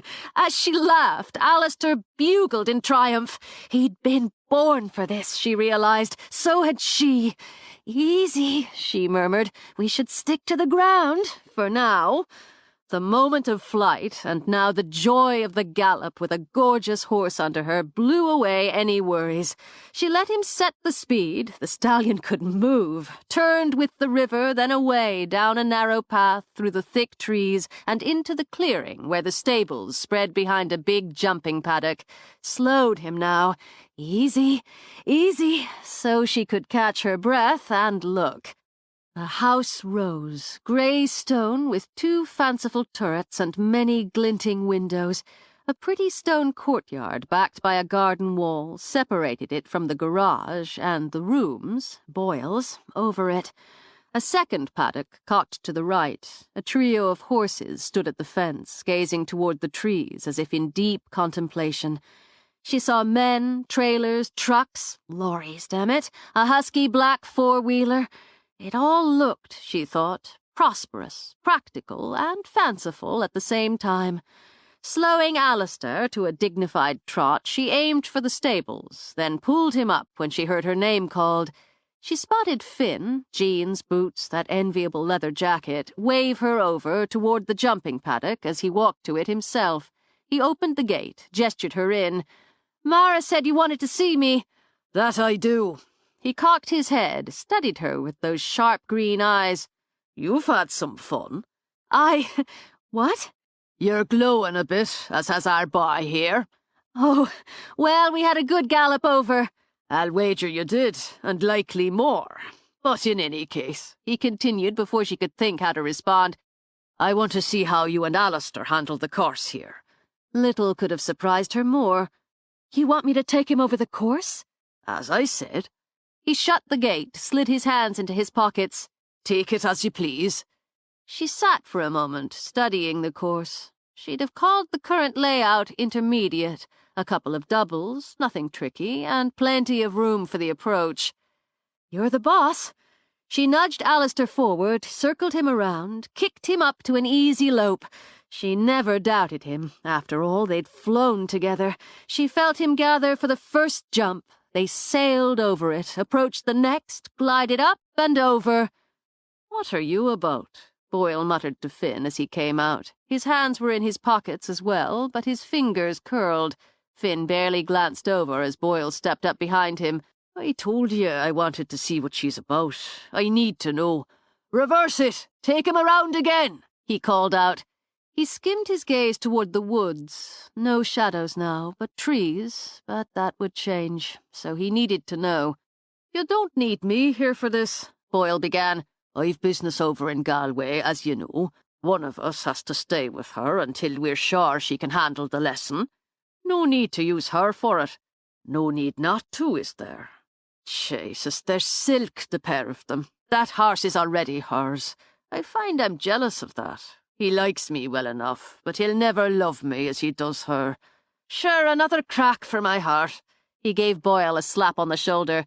"Meet me at the pub. I should be done and back by 8. We'll have a pint and a meal, and you'll tell me how she fared. And we'll have a second pint, where your tongue might loosen enough for you to tell me what happened between you and the blonde witch to put that brood in your eyes. 2 pints doesn't loosen my tongue, mate. We'll go for 3, then." "Well done, Iona. You're a picture, the pair of you. He was born for it." She rubbed Alistair's neck as she walked him over. "I'm just ballast." "You're a unit. We've a new student due in a few minutes. She's 11, and she's a steady rider, but she's decided she wants to learn to jump. You'll take her." "Take her where?" "On, as instructor.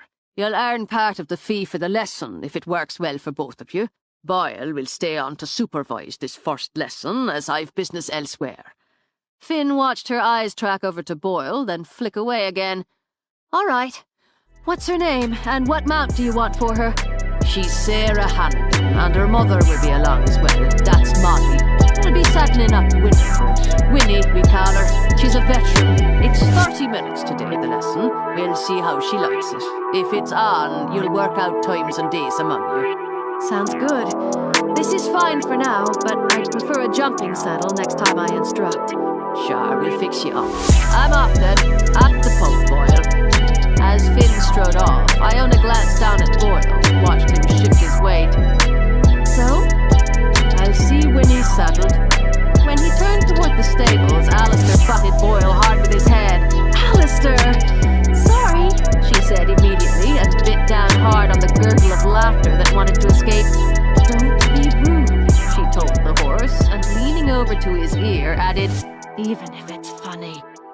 She dismounted, looped the reins around the fence. "Wait here. Can I see your darling?" she asked Boyle. "My what?" "The horse. Darling. The one you got from that asshole." "Ah." He scowled a moment, then shrugged. "She's inside." "You can just point the way. I should take a look at Winnie to see what I'm working with." "All right, then." He strode off, and after rolling her eyes at Alistair, she followed with her mouth firmly shut. He didn't introduce her to the stable hands or the black and white mutt with the wagging tail, so she introduced herself, and ignoring Boyle's obvious impatience, she shook hands with Kevin and Mooney and scratched bugs, because he ate them, between the ears. She judged the operation to be at least half again the size of the other stable, but the smells, the sounds, the look felt the same. He paused outside a stall, and the good-looking bay mare. "This is Winnie." "She's clever, isn't she? You're a smart girl, aren't you, Winnie?" Compact, Iona judged as she stroked Winnie's cheek. A good size for a young girl, and the steady look in her eyes boded well for a novice on the jump course. "I can saddle her for the lesson if you show me the tack room." "Kevin will handle it. Kevin, we've young Sarah coming in for her first jumps. It's Winnie for her. I'll get her ready then." Iona turned and saw the white filly. "Oh, my God, look at you!" Nearly pure white, sleek, regal, young, Iona thought as she approached. The filly watched her with eyes of gilded brown. "That's On," Iona finished. "Finn's fairy queen. Still a princess yet, but one day." When Iona lifted a hand, Anna bent her hand as if granting a great favor. "She's astonishingly beautiful, and knows it very well. She's proud and only waiting for her time to come. And it will. We'll wait another year, I think, before breeding her." Not that time to come, Iona thought, but only nodded. "You'll fly," she thought, "and you'll love." "Finn knows his horses," Iona commented as she stepped back. "He does." She paused to greet other horses on the walk down the sloped concrete. Good, healthy animals, she judged, and some real beauties, though none reached the level of Alistair and Anna, housed in clean, roomy stalls. Then she came to the roan mare with the big, poignant eyes, the long white blaze down her nose, and knew, without being told, "You're darling, and that's just what you are." Even before Boyle stepped up beside her, the mare turned her head, big eyes warming, body quivering, not in fear, Iona thought, but simple delight. She'd smelled him, sensed him before he came into view.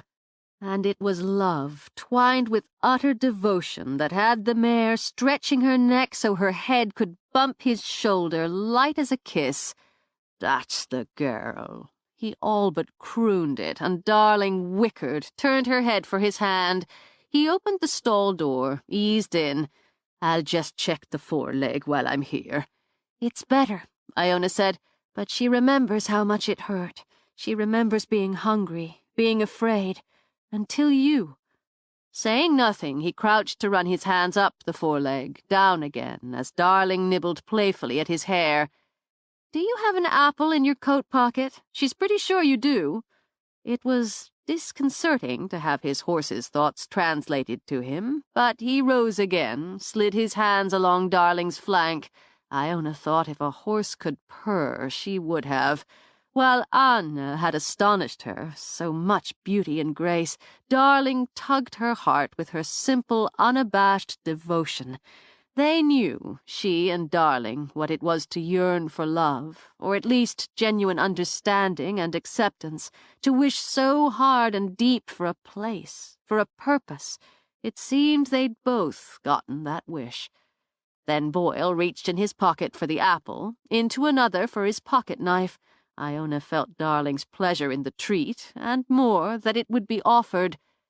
"You're filling out well, my girl, and what's a bit of an apple after all?" She took it neatly, eyed the second half as she ate. "This one's for Winnie, if she behaves with her student." "You saved her." Iona waited while he stepped out, closed the stall door. "She'll never be anything but yours." Iona reached up to stroke. Darling stretched out her neck again. "She's not skittish with you," Boyle noted. "That's progress. She's still a bit nervy with strangers." "We understand each other." When Darling angled her head so her cheek pressed to Boyle's, and when he took the half-apple out of his pocket and fed it to her, Iona knew she was done. "I'll get another for Winnie. You haven't had enough of them in your life."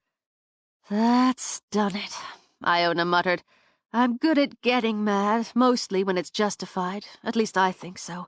But I suck at staying mad. I just can't hold on to it. It's so heavy." Then add in me standing here watching this mutual love affair, and I can't do it. So I'm finished being mad at you, if that matters." Boyle eyed her with some cautious speculation. "The day and the work go easier without having the mad weighing it down."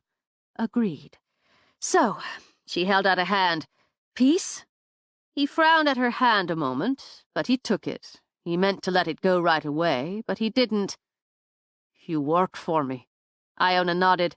"That's true. You're cousin to one of my closest mates." Her pulse skipped lightly, but she nodded again. "I am. And it's barely a week since I first set eyes on you." "I can't argue." "And what you are is a matter." Now she frowned. "A matter of what?" "A matter of, well, fact, and something you yourself are just getting acquainted with." "Okay. Is it the fact that's a problem for you?" "I wasn't saying it was a problem." "Are you a witch bigot?"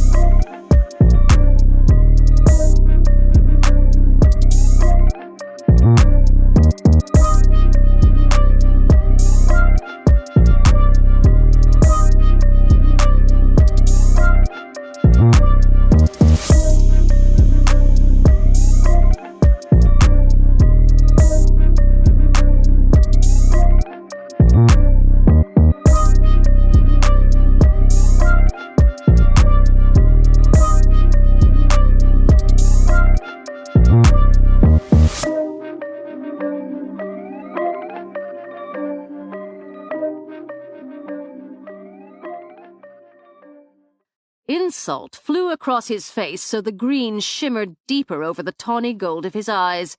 "That's a soft-headed thing to say, seeing as I'm friends with 3 of them, and one of those stands as my partner as well." "Then why did you bring it up as one of the reasons you're not, or shouldn't be, I'm not sure which, interested in me?" "Because it's there. It is. And I'd like to know one single bloody man," he continued with some heat, "who wouldn't give it some considerable thought."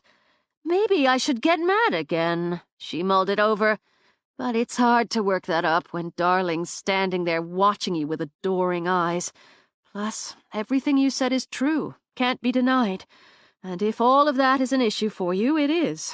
None of it's an issue for me." "But you're not standing where I'm standing." "No, I'm not. Peace holds." And so, if you factored in her hand, did he. "Are we good?" "Some of it should be an issue for you." "Why?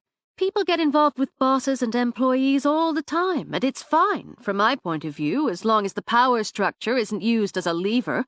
People date friends' relatives all the time, too, and I can't and wouldn't change what I am."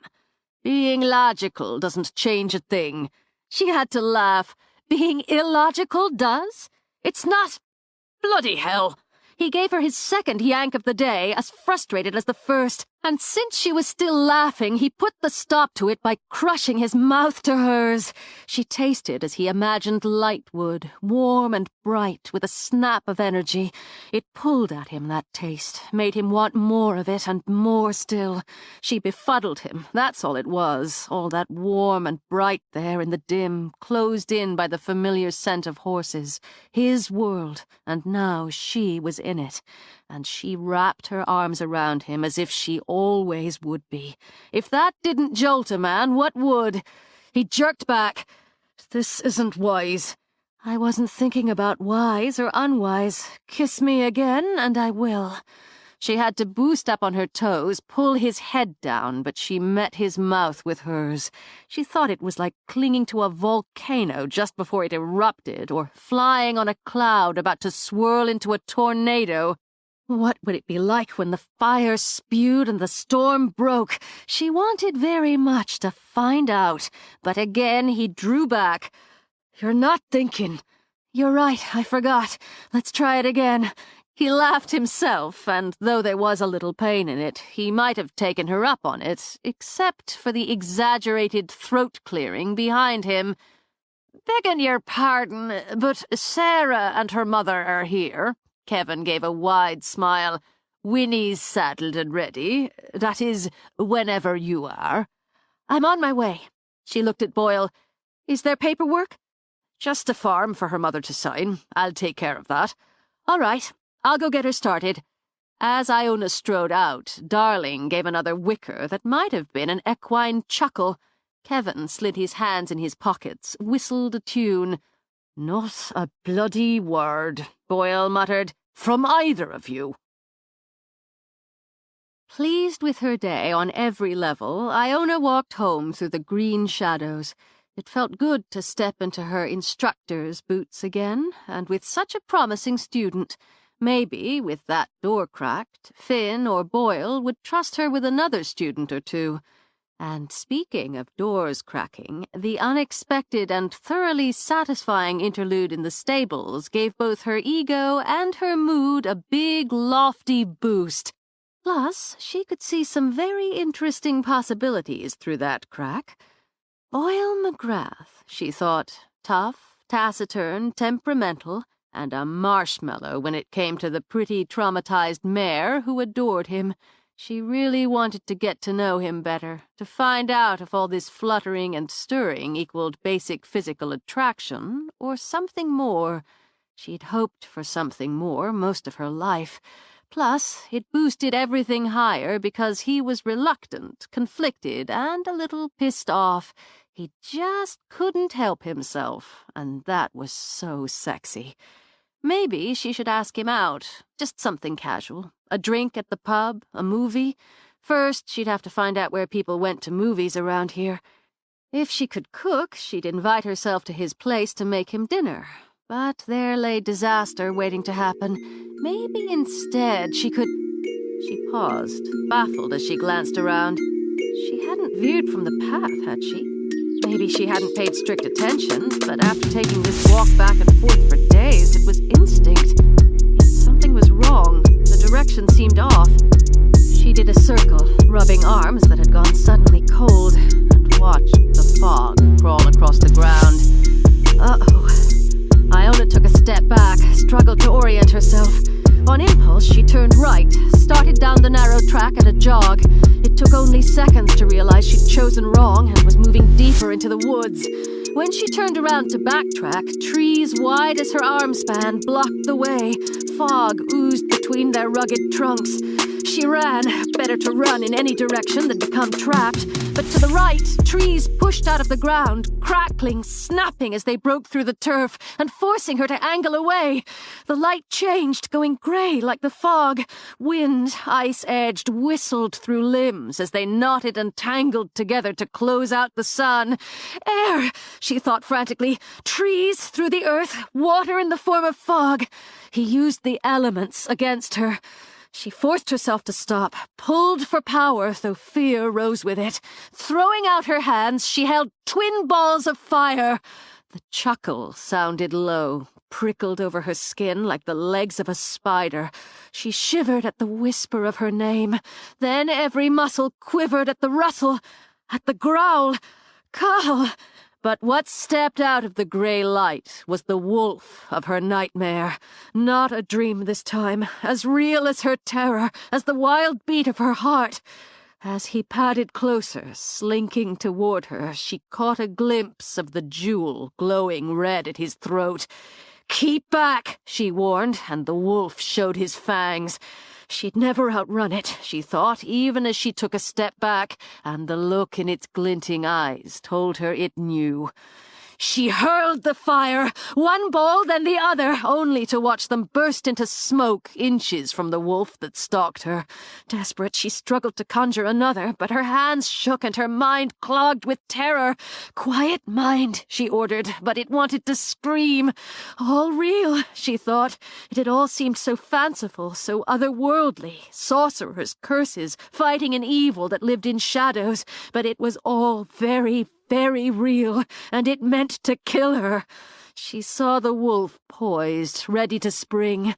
Then, on a feral scream, the hawk dived out of the sky. Its talons scored the wolf's flank, drawing blood as black as the hide before the hawk soared up again. A moment's hot relief doused when a second growl sounded behind her. When she whirled, relief poured back. Cahill stood snarling. Iona sidestepped to him, laid a hand on his head, and felt a ribbon of calm wind through her fear, even as Connor, then Branna, stepped through the fog. Connor lifted one gloved arm so the hawk glided down to land, wings outstretched. "Take my hand," he told Iona, keeping his eyes calm and cold on the wolf. "And mine." Connor and Branna flanked her, and when hands joined, it wasn't calm she felt, but the hot rise of power filling her like life. "Will you test us here?" Branna challenged. "Will you try it here and now?" A bolt of light, jagged as lightning, flew from her outstretched hand, arrowed into the ground a bare whisper from the wolf's forelegs. It retreated. The red jewel glowed, fiercely red. Its snarl sounded like thunder, but it retreated. Fog gathered in on itself, boiled into a smaller and smaller mass. Connor lifted Iona's hand with his. Light glowed from it, spread and strengthened, until the fog tore and vanished, and with it the wolf was gone. I was just not here," Branna snapped out at Iona. "We'll not be talking here. Take her back to the cottage. Robard and I will have a look around, then we'll be home." Branna nodded at Connor. "Have a care." "I always do. Go on now with Branna." He gave Iona's hand a steadying squeeze. "He'll have a tot of whiskey, and you'll do fine enough." With Iona's hand clasped in hers, that power still humming at the edges, Branna strode briskly through the woods. Wanting nothing more than to get inside, Iona let herself be pulled along despite her shaking knees. "I couldn't, not until we're inside. Not a bloody word about it." The dog led the way, always in sight. As she saw the cottage through the trees, at last, Iona watched the hawk circle through the heavy sky. The minute they were inside, Iona's teeth began to chatter.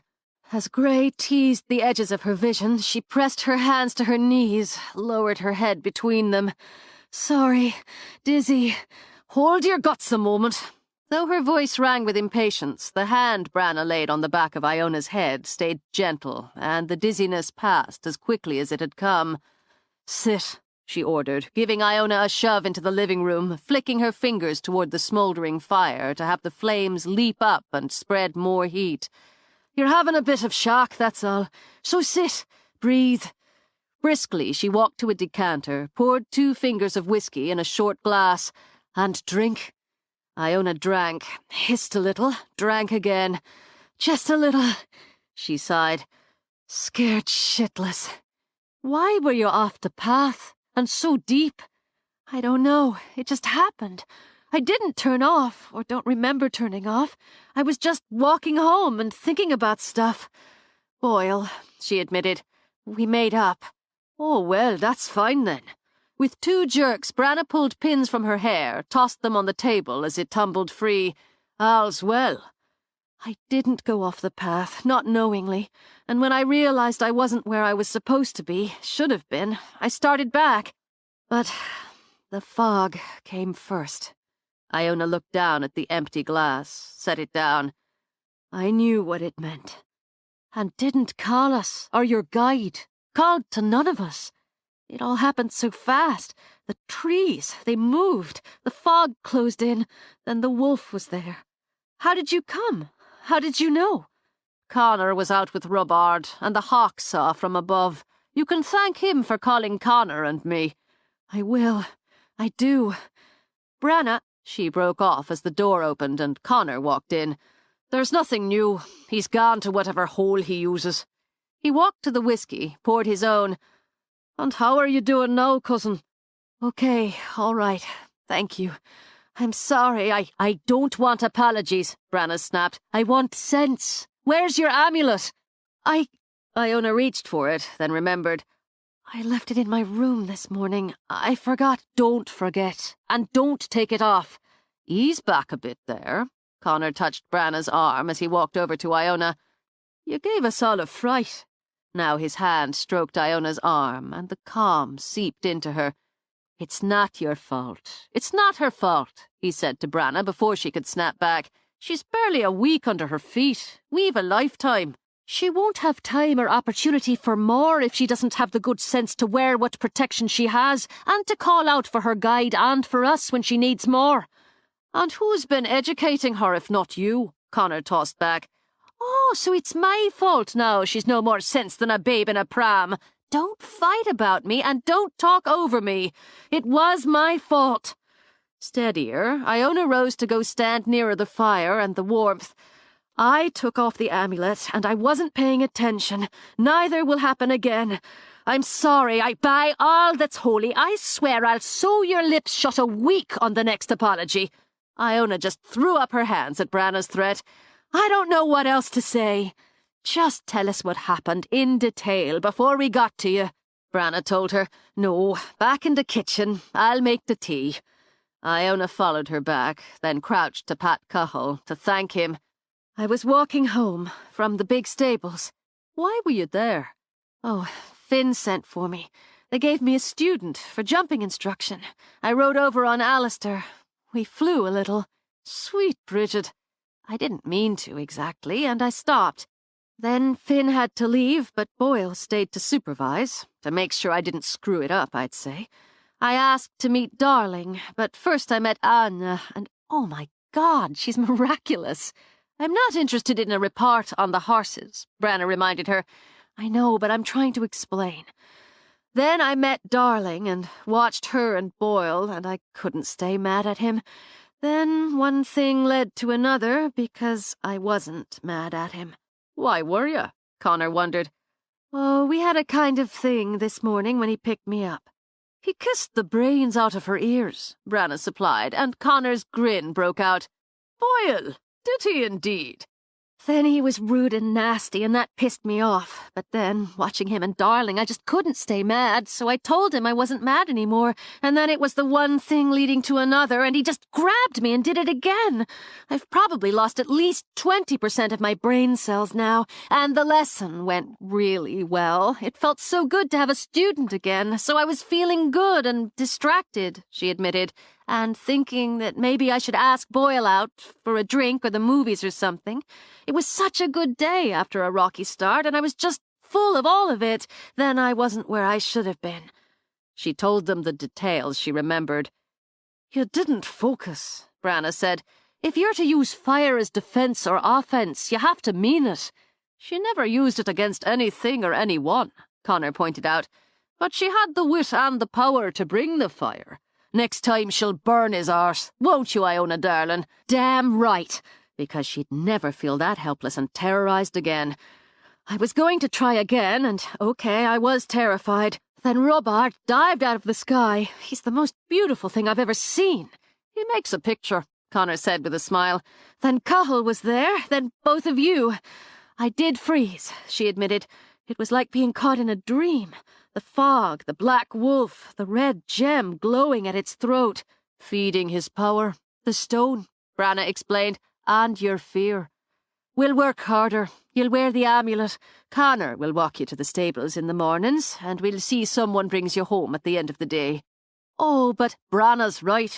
A week and he's come at you in dreams and in the here and now. We'll be more careful is all, until we decide what's to be done. Go get the amulet now and we'll get to work." Iona rose. "Thanks for being there." "You're ours," Connor said simply. "We're yours."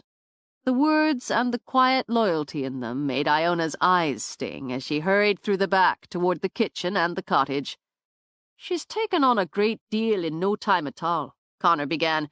I know it perfectly well. And you were sharp with her, as you were frightened for her." Branna said nothing a moment, just went about the soothing process of making the tea. "I'm the one who's teaching her. It's not your fault any more than it's hers. And this was, for all of us, a lesson learned. He's grown bold since she's come here. With the three of us together, he knows, as we do, the time's coming.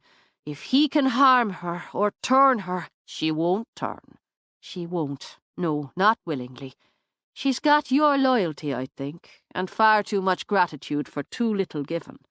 When you've had less than little in some things, you're grateful for even a spoonful of more. We've always had each other, and we've always been loved.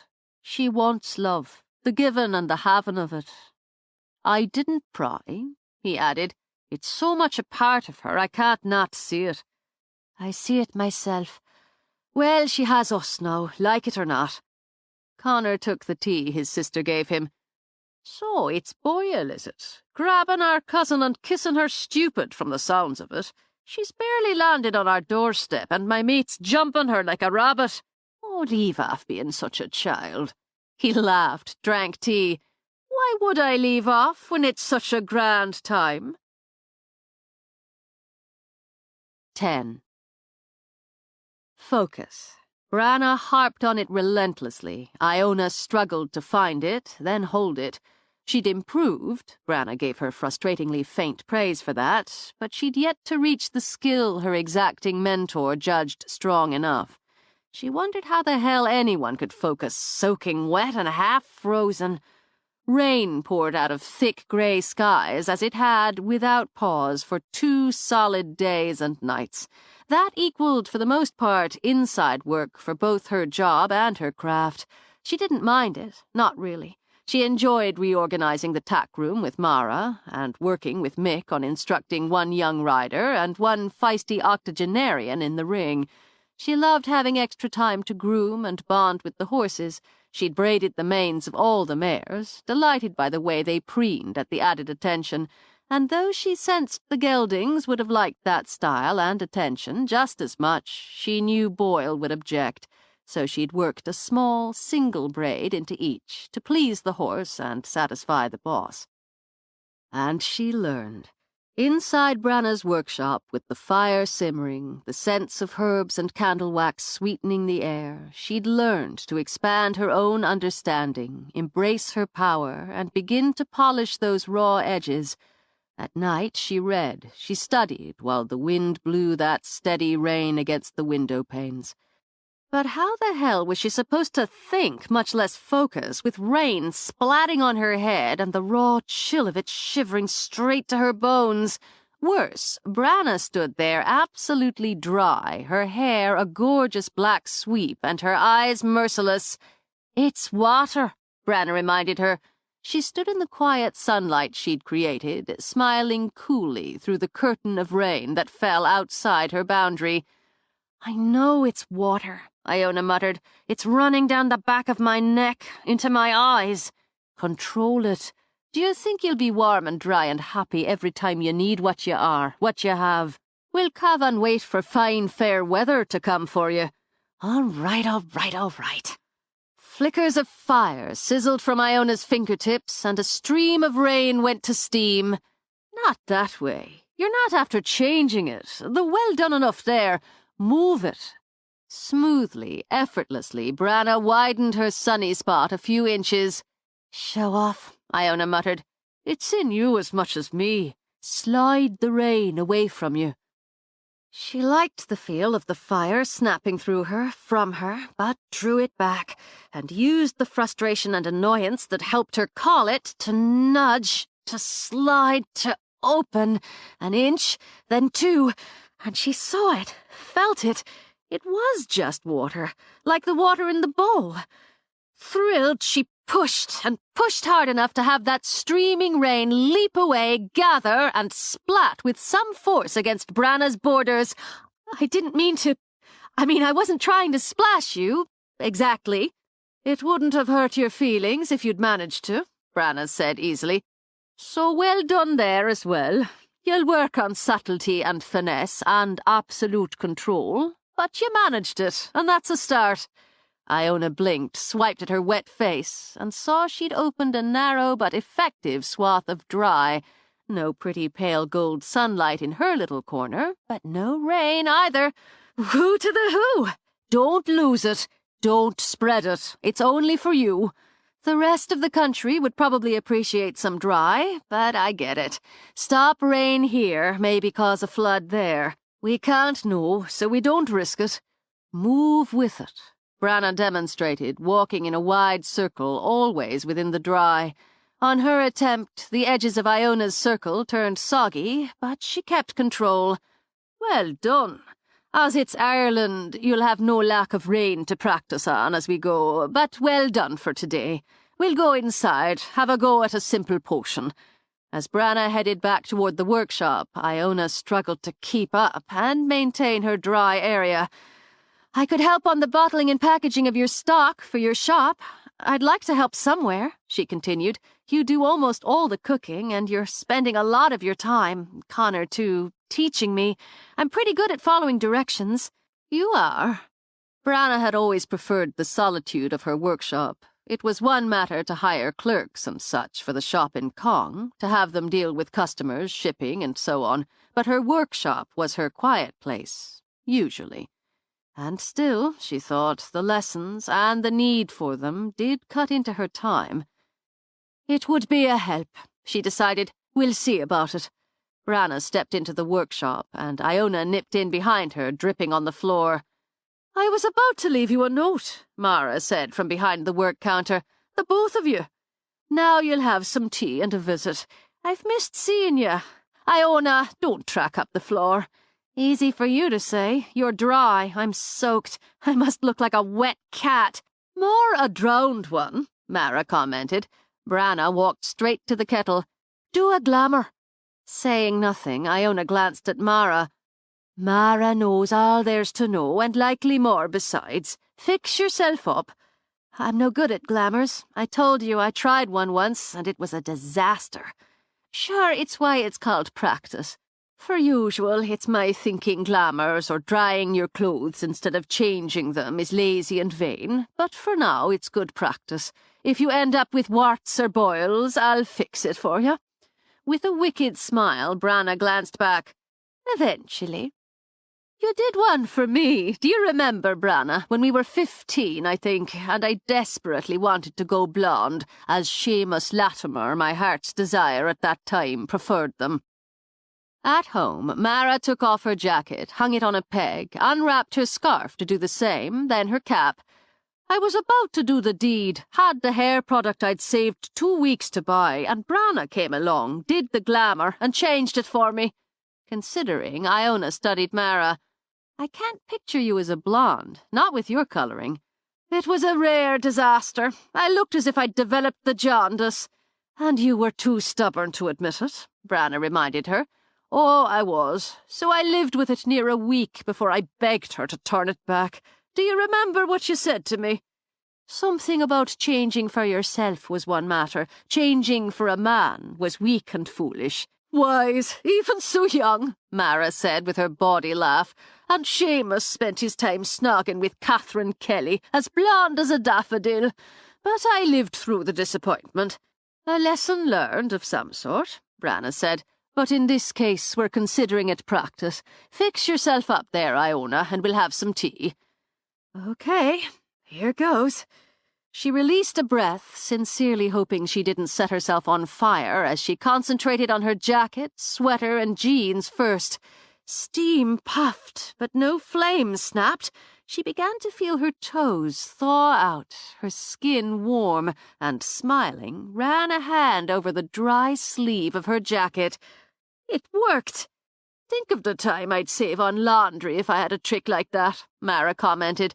Grinning, Iona ran a hand over her wet, dripping hair, turned it to a sunny, dry cap.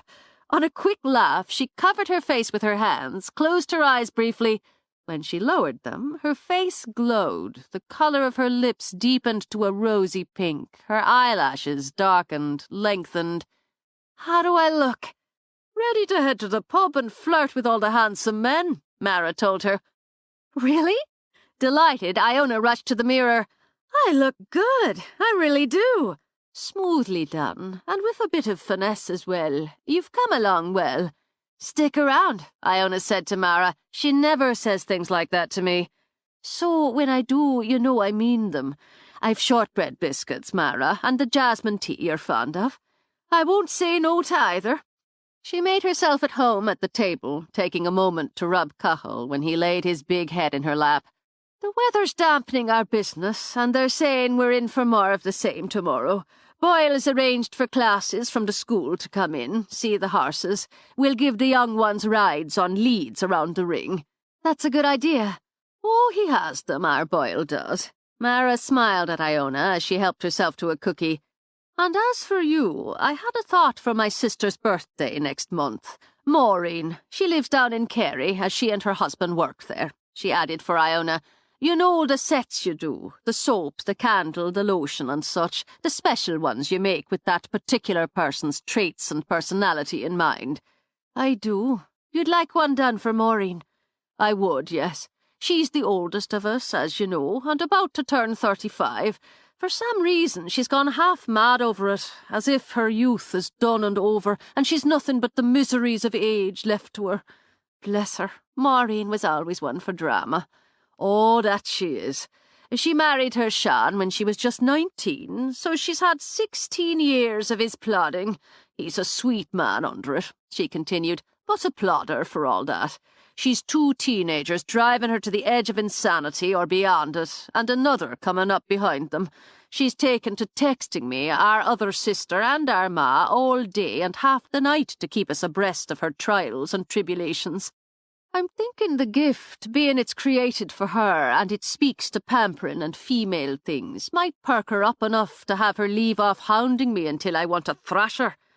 So it's about you, Branna said with a laugh. I'm saving her life, and that makes me a fine sister. I'll have it for you next week. I always wanted a sister, Iona mused. Would you like one of mine? Either of them's up for grabbing. I'll keep my brothers, as they're not gits most of the time. Being an only child is lonely, and you never get to bitch about your siblings.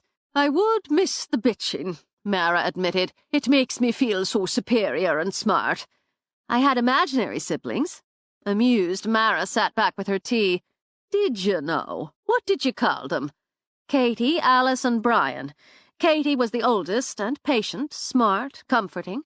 Alice was the baby and always made us laugh. Brian and I were the closest in age. He was always getting into trouble, and I was always trying to get him out of it. Sometimes I could see them as clear as I see you. The power of your wishes, Branna told her. Lonely child, she thought. So not tended, so not understood or cherished. I guess I didn't understand that kind of thing. Not really. But they were more real to me a lot of the time than anyone else. Between them and horses, I kept pretty busy. She stopped, laughed. Am I the only one who had imaginary people in her life? Connor was more than enough for me. He's more than enough indeed, Mara echoed. And we both knew, Connor and I, much younger than you, what we were about. And even with that, you both forged other really strong things. Your work here, the shop, his falconry, and his handy hands. And you, Mara, you're not one of the owners, but you're an essential element in the business. I like to think so. It's clear you are. Both Boyle and Finn respect your skills and your opinion, and depend on both. I don't think either of them give that sort of thing lightly. It's what I want, to forge something and to earn respect, to have people who matter know they can depend on me. Do either of you want more than that? It's good to have what you say, Mara considered. I wouldn't mind a pot of money to go with it. What would you do with it? Well, now, that's a thought. I think first a fine house. It doesn't need the fancy, just a good house with a bit of land and a little barn so I could have my own horse or two. No man? For what? Mara laughed. For the keeping or for the fun?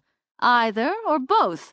I'd take the fun. There's been a lack of that sort of amusement in my life in recent months. Keeping, though, that's not what I'm after. Men come and go, she added as she settled back with her fragrant tea. Except for sweet and plodding Sean, as far as I've seen. Best not to expect or want them to stay, then it's less fraught. But fraught means you're living, Iona said, and I want one to keep, one who wants me just as much. I want wild, crazy love, the sort that never goes away. And kids, not just one, a dog, a horse, a house, a big, sloppy family. What about you? She asked Branna. What do I want? To live my life, to end this curse that hangs over all of us and crush what remains of Cavan." "That's not just for you. Just you, Branna," Iona insisted. "Money, travel, sex, home, family?" "Enough money to travel to exotic places and have reckless sex with exotic men." She smiled as she poured more tea. "That should cover the lot." "I'll travel with you." Mara laid a hand over Branna's. "We'll break hearts the world over." "You're welcome to join us," she told Iona. "We'll see all the wonders and take our pleasures where we find them. Then you can come back, pick the one you'll keep and make the babies. I'll build my house and barn, and Branna will live her life exactly as she pleases, curse-free." "Agreed." Branna lifted her teacup to toast. "We've only to vanquish ancient evil and earn great wealth, and the rest is but details." "Both of you could have all that exotic sex now," Iona protested. "It's not hard to have your pick of men when you look like Celtic goddesses." "We're keeping her," Mara told Branna. "She's a wonder for my ego."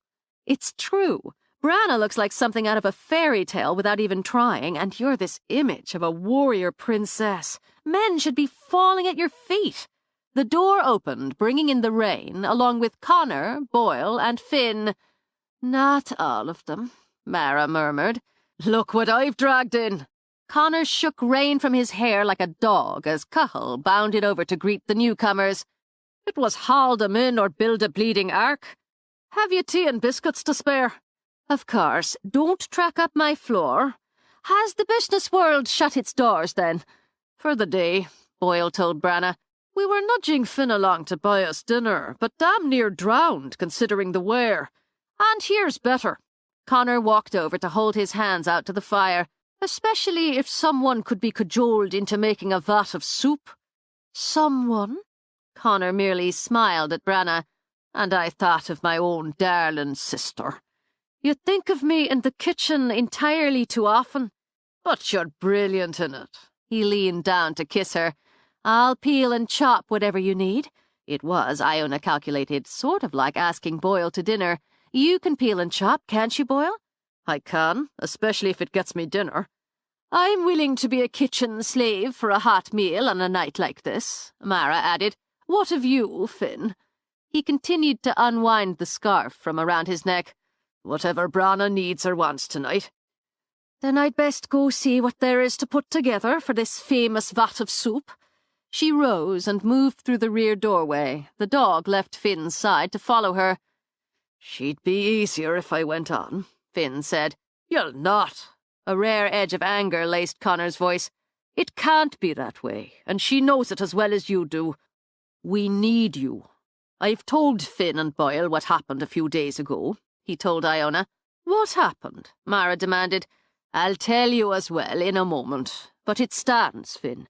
We need you, and she understands that. In the end, she won't let what's tangled between you get in the way of it." "Maybe someone should tell me about the tangle." Iona shoved her tea away. "It might help to know all the details instead of trying to figure everything out with pieces of them."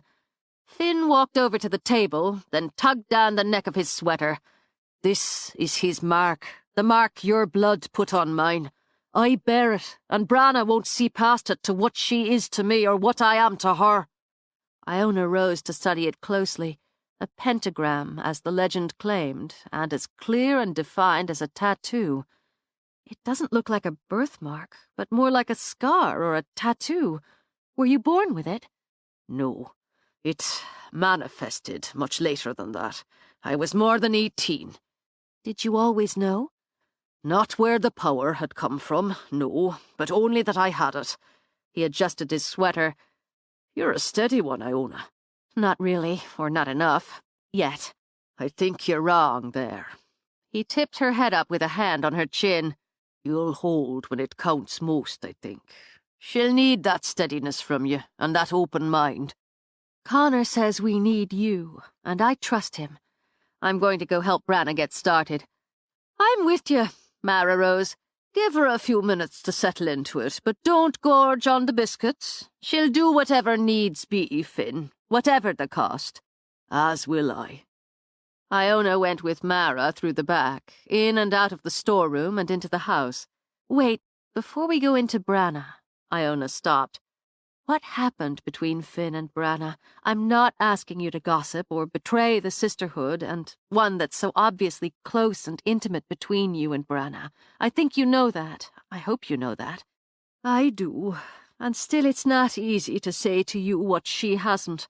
I'll tell you, they were in love, young and wild for each other, happy in it, though they scraped and squabbled.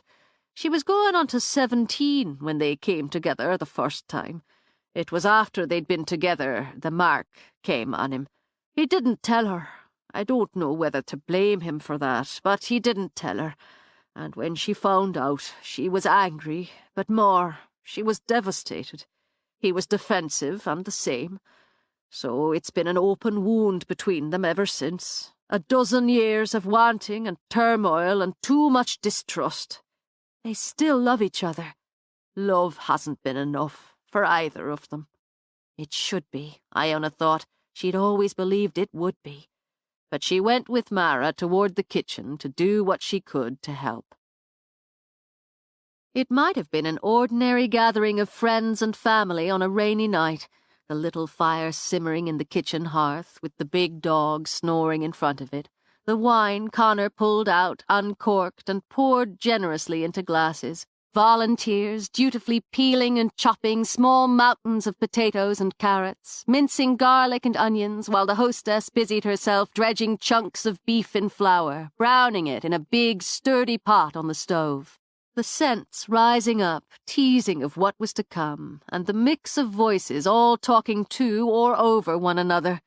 It might have been just a gathering, Iona thought while she chopped carrots, and the parts that were warmed her, gave her so much of what she'd come to understand she'd yearned for her whole life. But it wasn't just a friendly gathering, and the undercurrents tugging and pulling beneath the surface were deadly. Still, she didn't want to spoil the moment, send ripples over that surface. After all, she stood hip to hip with Boyle, who unquestionably had a more competent hand than she with the kitchen knife, and he seemed more relaxed here than when they worked together at the stables, and he smelled wonderful, of rain and horses. Better to say nothing, she decided, than to say the wrong thing. So she watched and listened instead. She watched Connor reach over to flick a tear from Mara's cheek as she minced onions, and caught the easy flirtation in the gesture in his eyes. "If you were mine, Mara, my love," he said, "I'd ban onions from the house so you'd never shed a tear." "If I were yours," she shot back, "I'd be shedding them over more than onions." He laughed, but Iona wondered, just as she wondered when Finn topped off Branagh's wine-glass and, at her request, handed her oil for a skillet. Their polite tone remained as stiff as their body language, but under it, oh yeah, undercurrents everywhere, there boiled such passions, such wild emotion, she'd have had to have been both blind and heartless not to feel it. It was Connor, she thought, who kept it all going, tossing out comments, questions, knitting the group together with relentless cheer and encompassing affection. The man struck her as next to irresistible, so why did Mara— "You study everything and everyone," Boyle put in, "as if there's to be an exam within the hour, and your brain's full of questions and conclusions." "It feels like family." She spoke the first thought that popped from the tangle of them in her mind. "It's something I always wanted to feel, be part of." "Sure it is family," Connor told her, "and yours."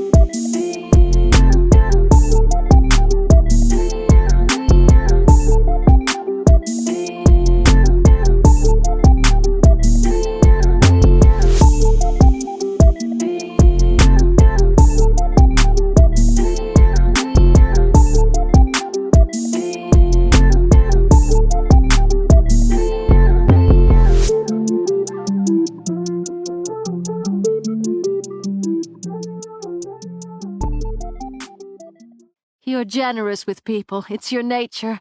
Not everyone is, or at least they're more cautious before opening the door. I'm the newest here on a lot of levels.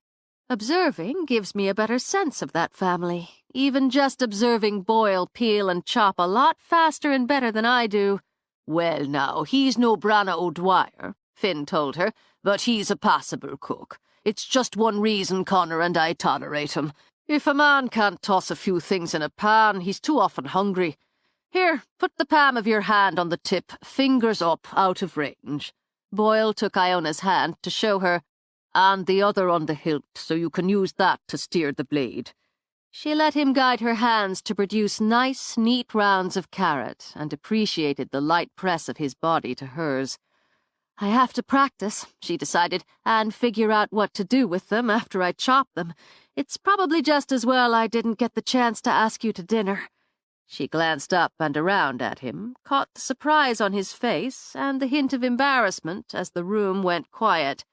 You're better off with Branagh doing the cooking, Iona continued. I'll have to figure out some other way to get you on a date. When Connor failed to disguise a chuckle with a cough, she shrugged. Family, she said again, and more. Family with the kind of problem and mutual goal that means we could all get our asses kicked or worse tomorrow or any time after. So I figure there's not a bunch of time to waste or circle around what might make us happy. Speaking as someone who's lived her life with half the happy, I'd like to finish it out, especially considering potential ass-kickings, with a great big armload of it. From where he stood leaning against the counter, Finn smiled at her. I believe I'm already half in love with you myself. You don't have half to spare. Then she sighed. Now, let's see. Who else can I embarrass? You haven't me, Finn told her. And as for love, Triffior Biag, there are no limits to it. I've always hoped that. What does that mean, what you called me? Little sister. I like it. I should learn Irish. Do all of you speak it? Branagh, Connor and Finn. Finished with her mincing, Mara walked over to rinse her hands. Boyle and I have enough to get by, wouldn't you say, Boyle? Enough. Is magic more powerful, do you think, with it? Sorry, Iona said immediately. I shouldn't keep bringing that up and screwing with the mood, and I shouldn't have put you on the spot like that, she said to Boyle. You just disconcerted him, as he wouldn't be accustomed to a woman who speaks her mind and feelings right out without filtering. Connor, Branagh continued, I need a Guinness for the pot, and I'd say another bottle of wine for the rest of us. And you're right, as well, Iona, to speak of the rest of it. We can't know if we've a day or a year before we'll face what's coming, but logic says a day is the closer to it.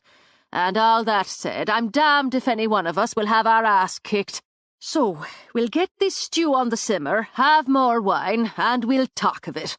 She turned, face flushed from the steam, eyes glittering with a determination so fierce Iona couldn't believe it could be defeated. Well then, let's have those vegetables. They won't cook themselves.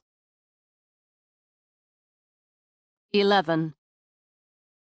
It still might have been any gathering of friends and family, all crowded around the kitchen table with glasses of wine, and the dog still sprawled at the hearth, but Iona recognized it for what it truly was, a power summit. I'd like to say something first, Branagh began, to Mara and to Boyle. 'Tisn't your blood mixed into this, and you've neither power of your own as weapon or shield. To begin with insulting us doesn't make a strong first step, Boyle told her. Sure, it's not meant like that, but to acknowledge what it means to the rest of us to know you're with us. In truth, I don't know how Connor or myself would have fared without you. You're the truest friends I've ever had or ever will. I don't know if, as Finn claims, love has no limits, but I know I've yet to reach the limit of mine for either of you. And there, that's said. We don't have power, but we're not helpless. Far from it. Mara looked to Boyle, got his nod. We have our brains, our fists. He's never shown interest in us, and that's his mistake. That may be, and we should find a way to use it. But he's taken a strong interest in Iona. Connor gestured toward her. Branagh and I agree he's hoped to do her harm, and worse, and by doing that, take her power, increase his own. It cast him, we think, to set the trap for her a few days ago, then fail." "What trap?" Boyle demanded. "Were you hurt?" He grabbed Iona's arm. "Why didn't you tell me?" "It isn't easy to talk about this kind of thing at the stables, and I wasn't hurt. Branagh and Connor saw to that." Finn spoke quietly. "What happened? Be specific, Iona. You need to be just that. Tell the rest of us." "It was the day I gave Sarah her first lesson, when I was walking home." She told them specifically and didn't gloss over her fear. As she spoke, Finn rose, strode to the window, looking out over the back gardens. On the table, Boyle's hands balled into fists. "You'll not walk to work or home alone from now on." Iona gaped at Boyle. "That's ridiculous. I have to." "You'll not, and that's the end of it."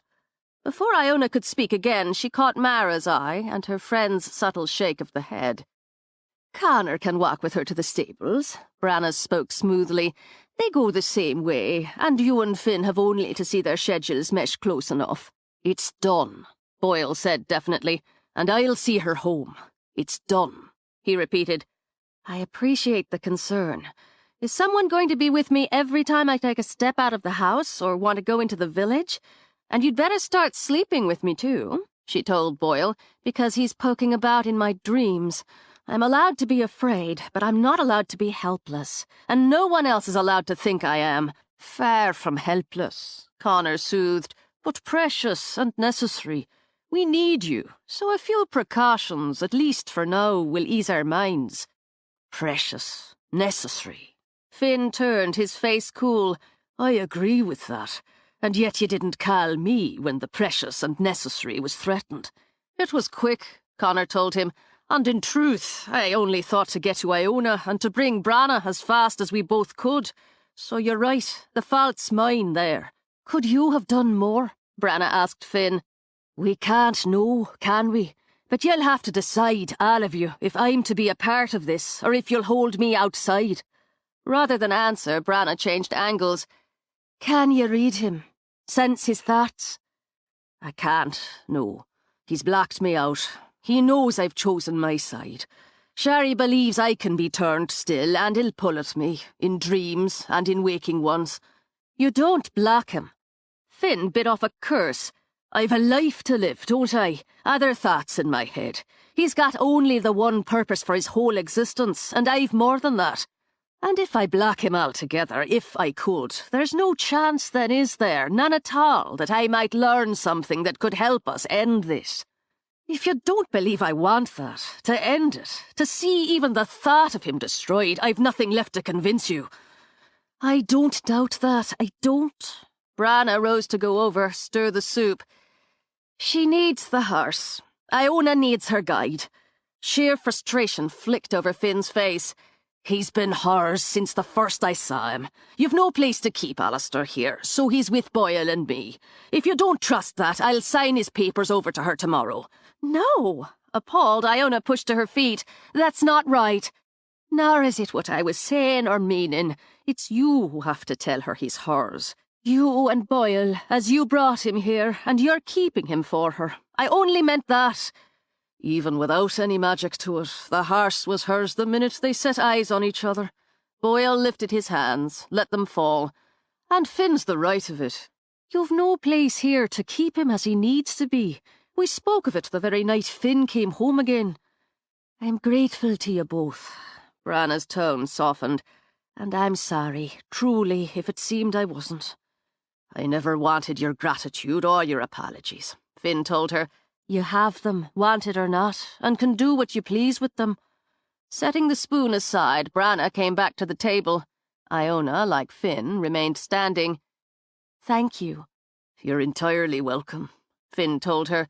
"And thank you," she said to Boyle. "Since he's mine, I'll pay for his food and lodging, and that's the end of it," she said as Boyle opened his mouth in obvious protest. "I haven't had much that was mine that mattered, but I take care of what belongs to me."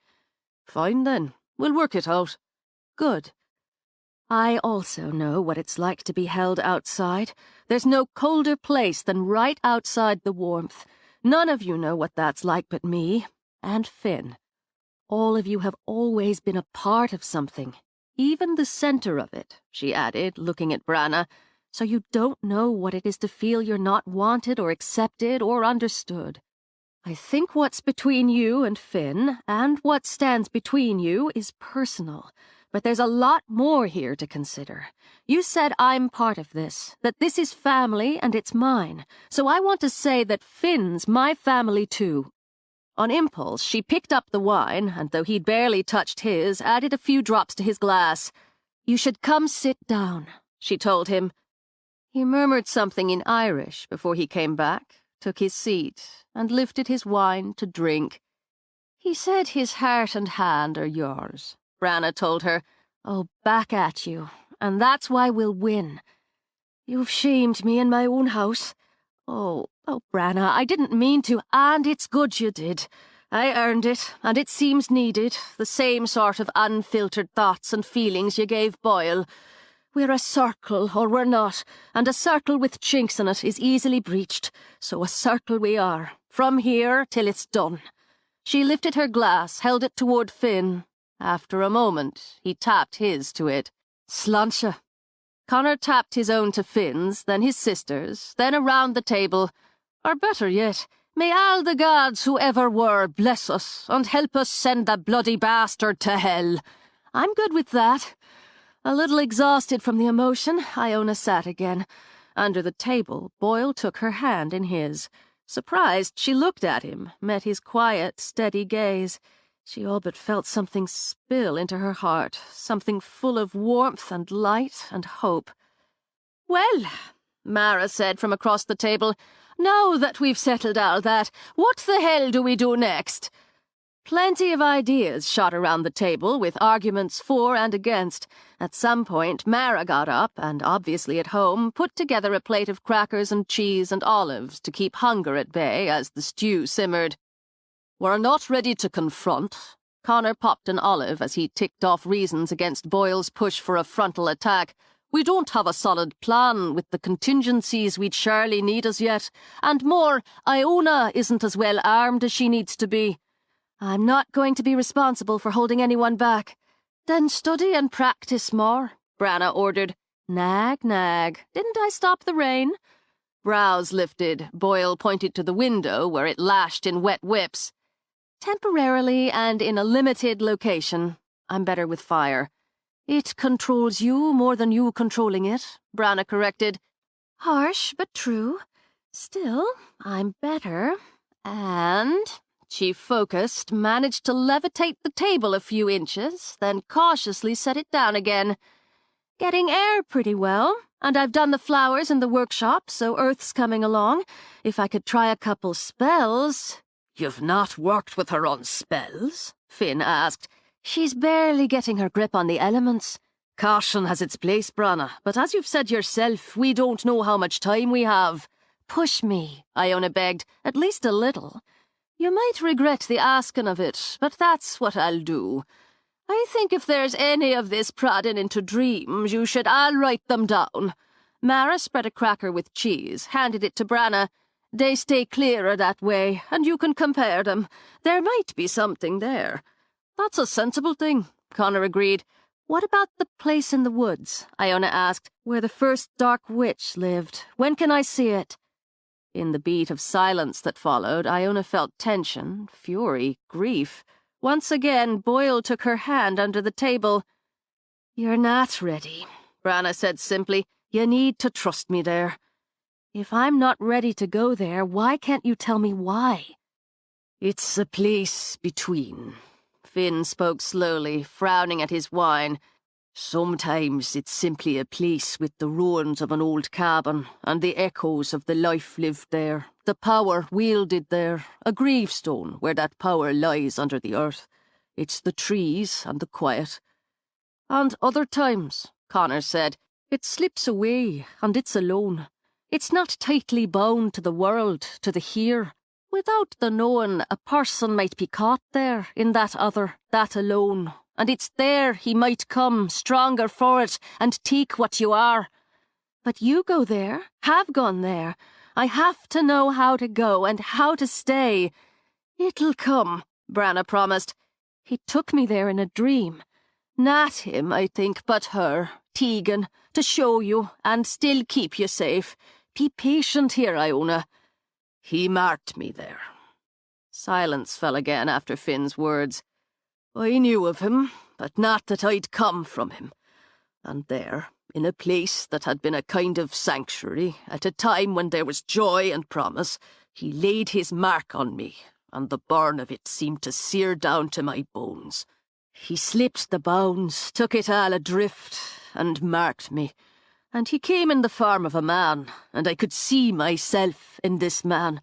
He told me he would give me more power than I could imagine, that I would have all and more anyone could dream of.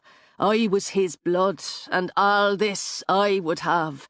I had only to do one thing for it. What? Only to kill Branna as she slept beside me. Just that.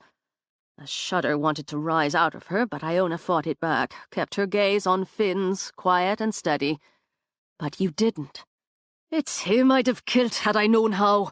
One day I will know how and get it done and finished, or die trying. So it's best you wait a bit longer before we take you there. And all of us will take her when that time comes. That's a firm line, Branna. I'll not be shut out of it. When the time comes, she agreed. For now, we wait and watch. We learn and we plan. And talk more than we have, Connor added. We'll be stronger for that. You're right. We close no one out. Branna touched a hand briefly to Finn's arm. I was wrong. Will we say Finn and Connor will use their hawks to patrol, if that's the word, the woods? We've Mara and Iona leading the guided rides most days, and keeping their eyes and ears open there. Boyle's seeing Iona home, so I'll make a charm for you, Boyle, for protection. I'll see to it, Finn told her. Fair enough. I'll work with Iona, and there I may call on all of you from time to time for help. If we dream, we write it down, all the details of it. There will come a time it'll take more than protecting ourselves, Boyle said. I know it. What I don't know is what it will take and how to get it. It's time to find it. Branna nodded. We can hope with 6 of us looking, we will. Now, as has been said, we've lives to live. We can start that by setting the table while I see to the stew. And I say we live it well. Connor pulled his sister up, kissed her, for that's surely a boot up his fucking arse. All right then, well it is. Put on some music, Connor, and we'll start living well right now. They set the dark aside for the moment, with Connor and Mara arguing over the music until Connor tapped in some sort of fast jig with lots of fiddles and drums and pulled her into a dance. Wow, was Iona's reaction. They're really good. They've both of them wings on their feet. Boyle took the bowls Iona held, set them around the table. Always have. Can you do that? I haven't got the wings, but I don't have lead either. Ask the lady to dance then, you git. Finn dropped napkins on the table. Iona only shook her head. I don't know how to do that. Then it's past time you learned, Connor proclaimed, and snatching her hand, pulled her in. You're slow, brother, Finn murmured to Boyle. I move at the pace that suits me. Slow, Finn repeated, as a snail on a turtle's back. But Boyle shrugged it off. He liked watching Iona try to keep up with Connor's fast and clever feet. More, he liked the way she laughed as she spun around. And who could argue with the laughter, he thought, when Finn twirled Mara in 3 fast circles, and at the stove Branna clapped her hands in time. The light and the laughter felt good, felt needed, so he'd take it. Neither he, nor any of the others in the bright kitchen with the warm smells, the quick music, the rolling laughter, saw the shadow outside the rain-splashed window that watched, that hated. With the meal behind them, the kitchen put to rights, and the hour growing late, Boyle ready to go. We'll see you home, Mara. I've my lorry. Branna, I meant to ask if you've any of the tonic you make for head colds. Mick's been blowing and sneezing for the last 2 days, and I've a mind to pour some of it down his throat. I do, of course. She started to rise. I'll get it for him, Iona said. In the blue bottle, right? On the shelves nearest the front window? That's the one. You can settle up with me here or at the shop, Boyle, at the end of the month. I'll do that. And thanks for dinner. I'll meet you and Mara out front, he told Finn. He walked back with Iona, made the turn into the workshop. She hit the lights. I've been trying to get a good sense of her stock and what she keeps here, what she sells in the village. She won't let me make anything yet, not unsupervised, but at least I'm learning some of what goes into what. She reached for the bottle, clearly marked with Branna's Dark Witch label. I hope this helps Mick. He's been miserable the last couple days. Less if he'd taken his medicine sooner. I guess swallowing witch potions makes some people nervous.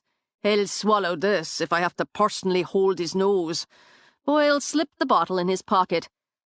I wanted to say, while there's a moment, it meant something before, the way you stood up for Finn. Being excluded hurts, just like being blamed for what you are hurts. I can understand Branna's feelings, but my instincts are to trust him, and I get tripped up when I go against my instincts. Sometimes when I go with them, too. Speaking out as you did, it mattered. So, he shifted his feet. We'll go have dinner sometime. Oh? Her heart grinned like an idiot, but she did her best to keep her smile polite. All right. I prefer doing the asking. Whether or not that's old-fashioned, it's how it is. Good to know. My social calendar's pretty clear. Then we'll book something. I'll see you in the morning. He started out, got halfway to the door, turned back. This time Iona was ready for the grab and grabbed him back. She loved the way he hauled her to her toes. It didn't make her feel small, it made her feel wanted. The reluctance in it only added a sexy edge.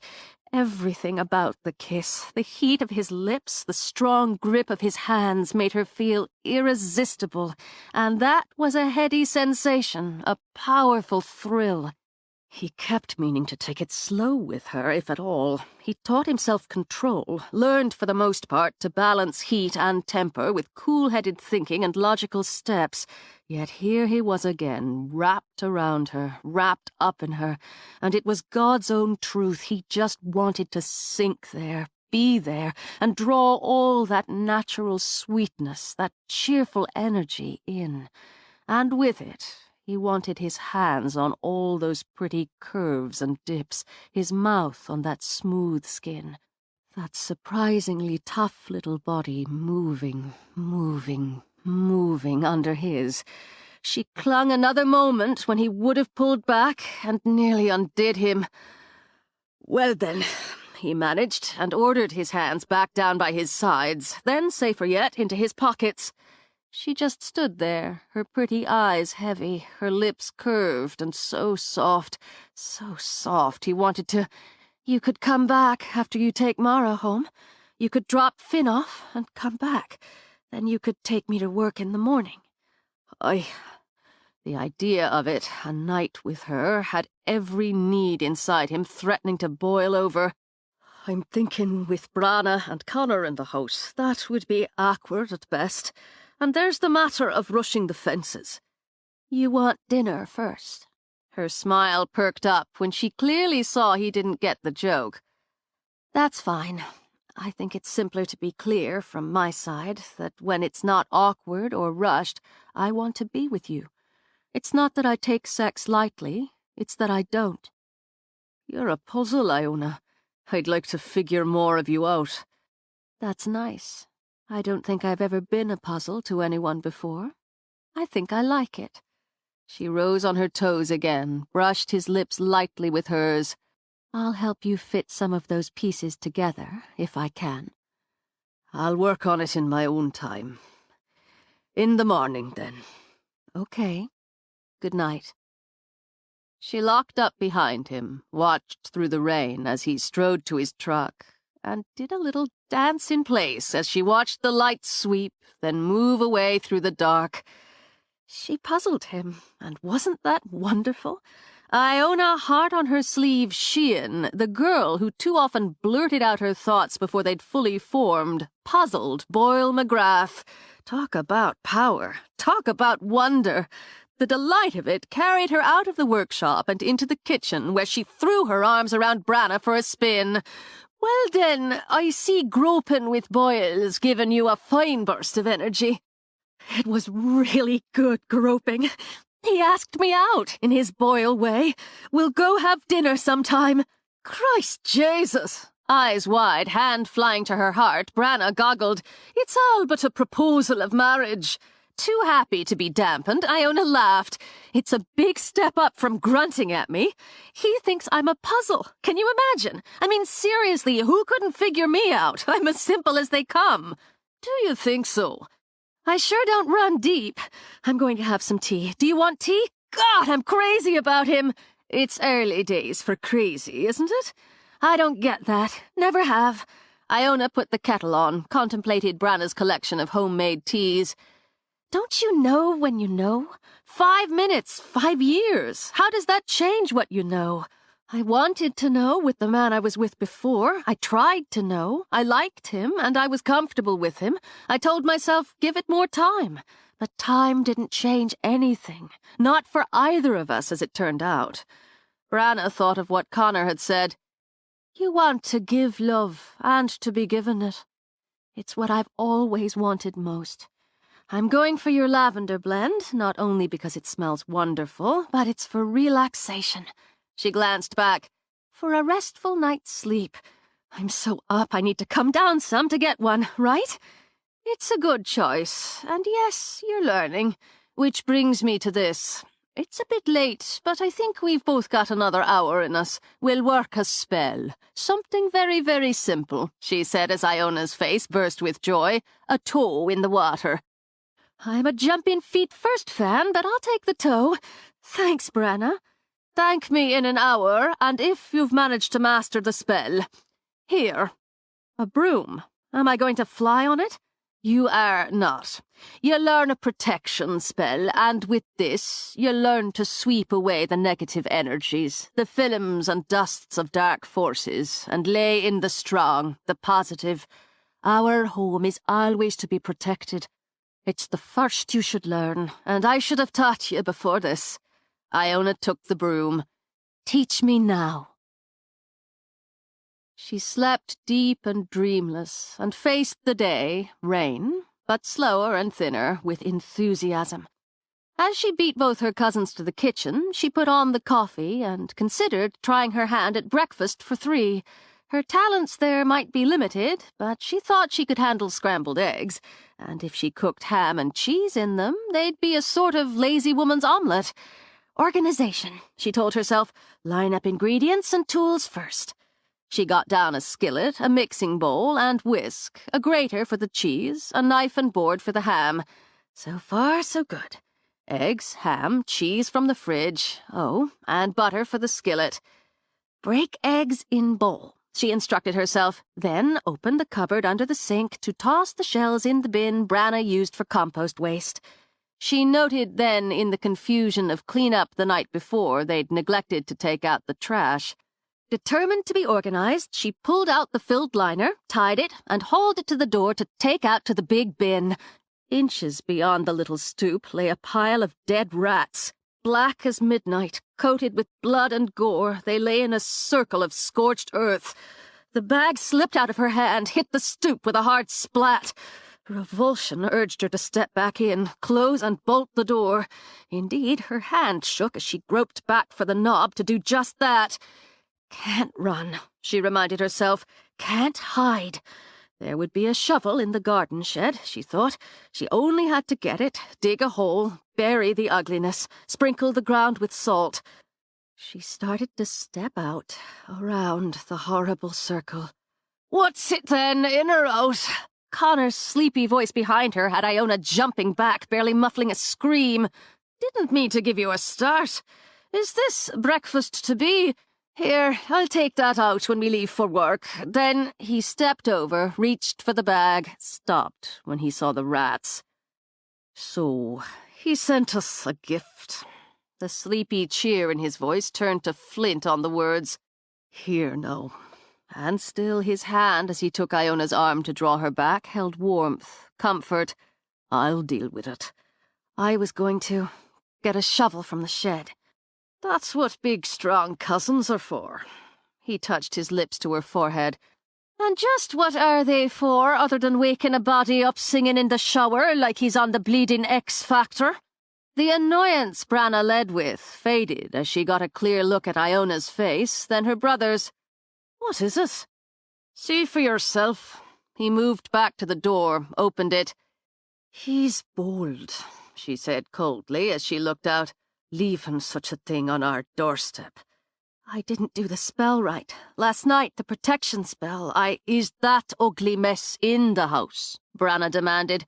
Are they living and scampering about in here? No. Then you did it fine and well. Do you think he wanted them dead and outside when he could have had them in and swarming over us? The image had Iona shuddering. No. Good point. She let out a long breath as at least the guilt she felt fell away. I was going to bury them. No, it's not burying we do with them. Not at first. We burn them. Branna turned to Iona.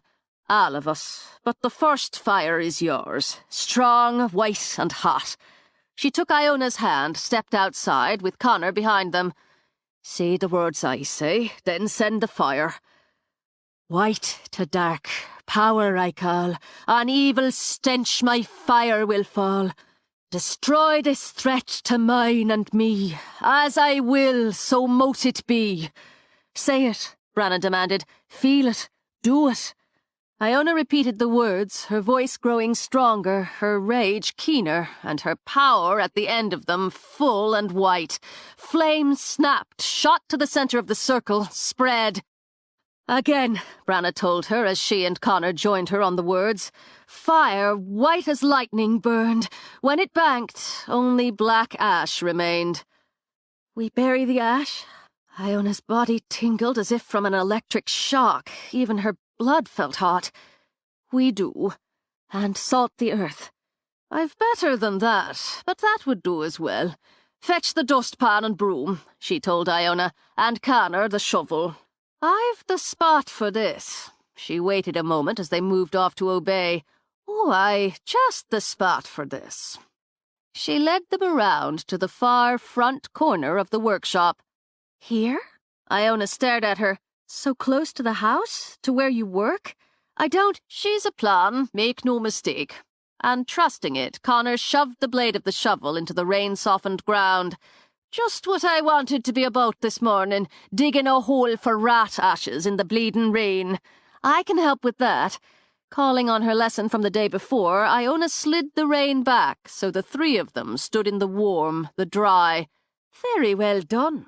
Branna shook back her damp hair, laid her hands on her hips as Connor dug.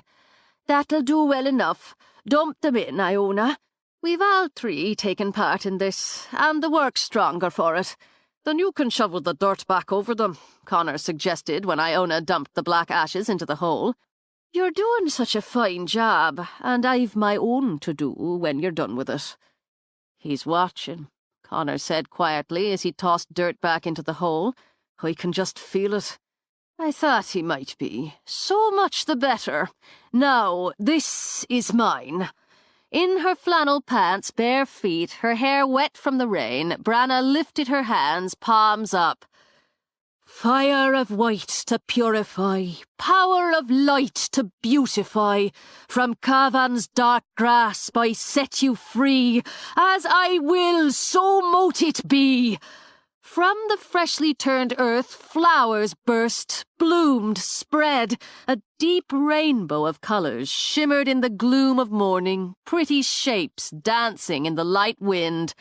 It's beautiful. It's brilliant. Iona clasped her hands together as the defiant palette glowed. You're brilliant. With a satisfied nod, Branna tucked her hair back. I can't say I disagree. And there's a fragrant stick up the arse for him. Connor set the shovel on his shoulder. I'm hungry. Beaming, happy, Iona hooked arms with her cousins. I'm cooking breakfast.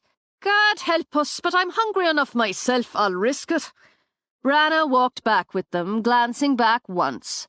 Right up the arse, she thought.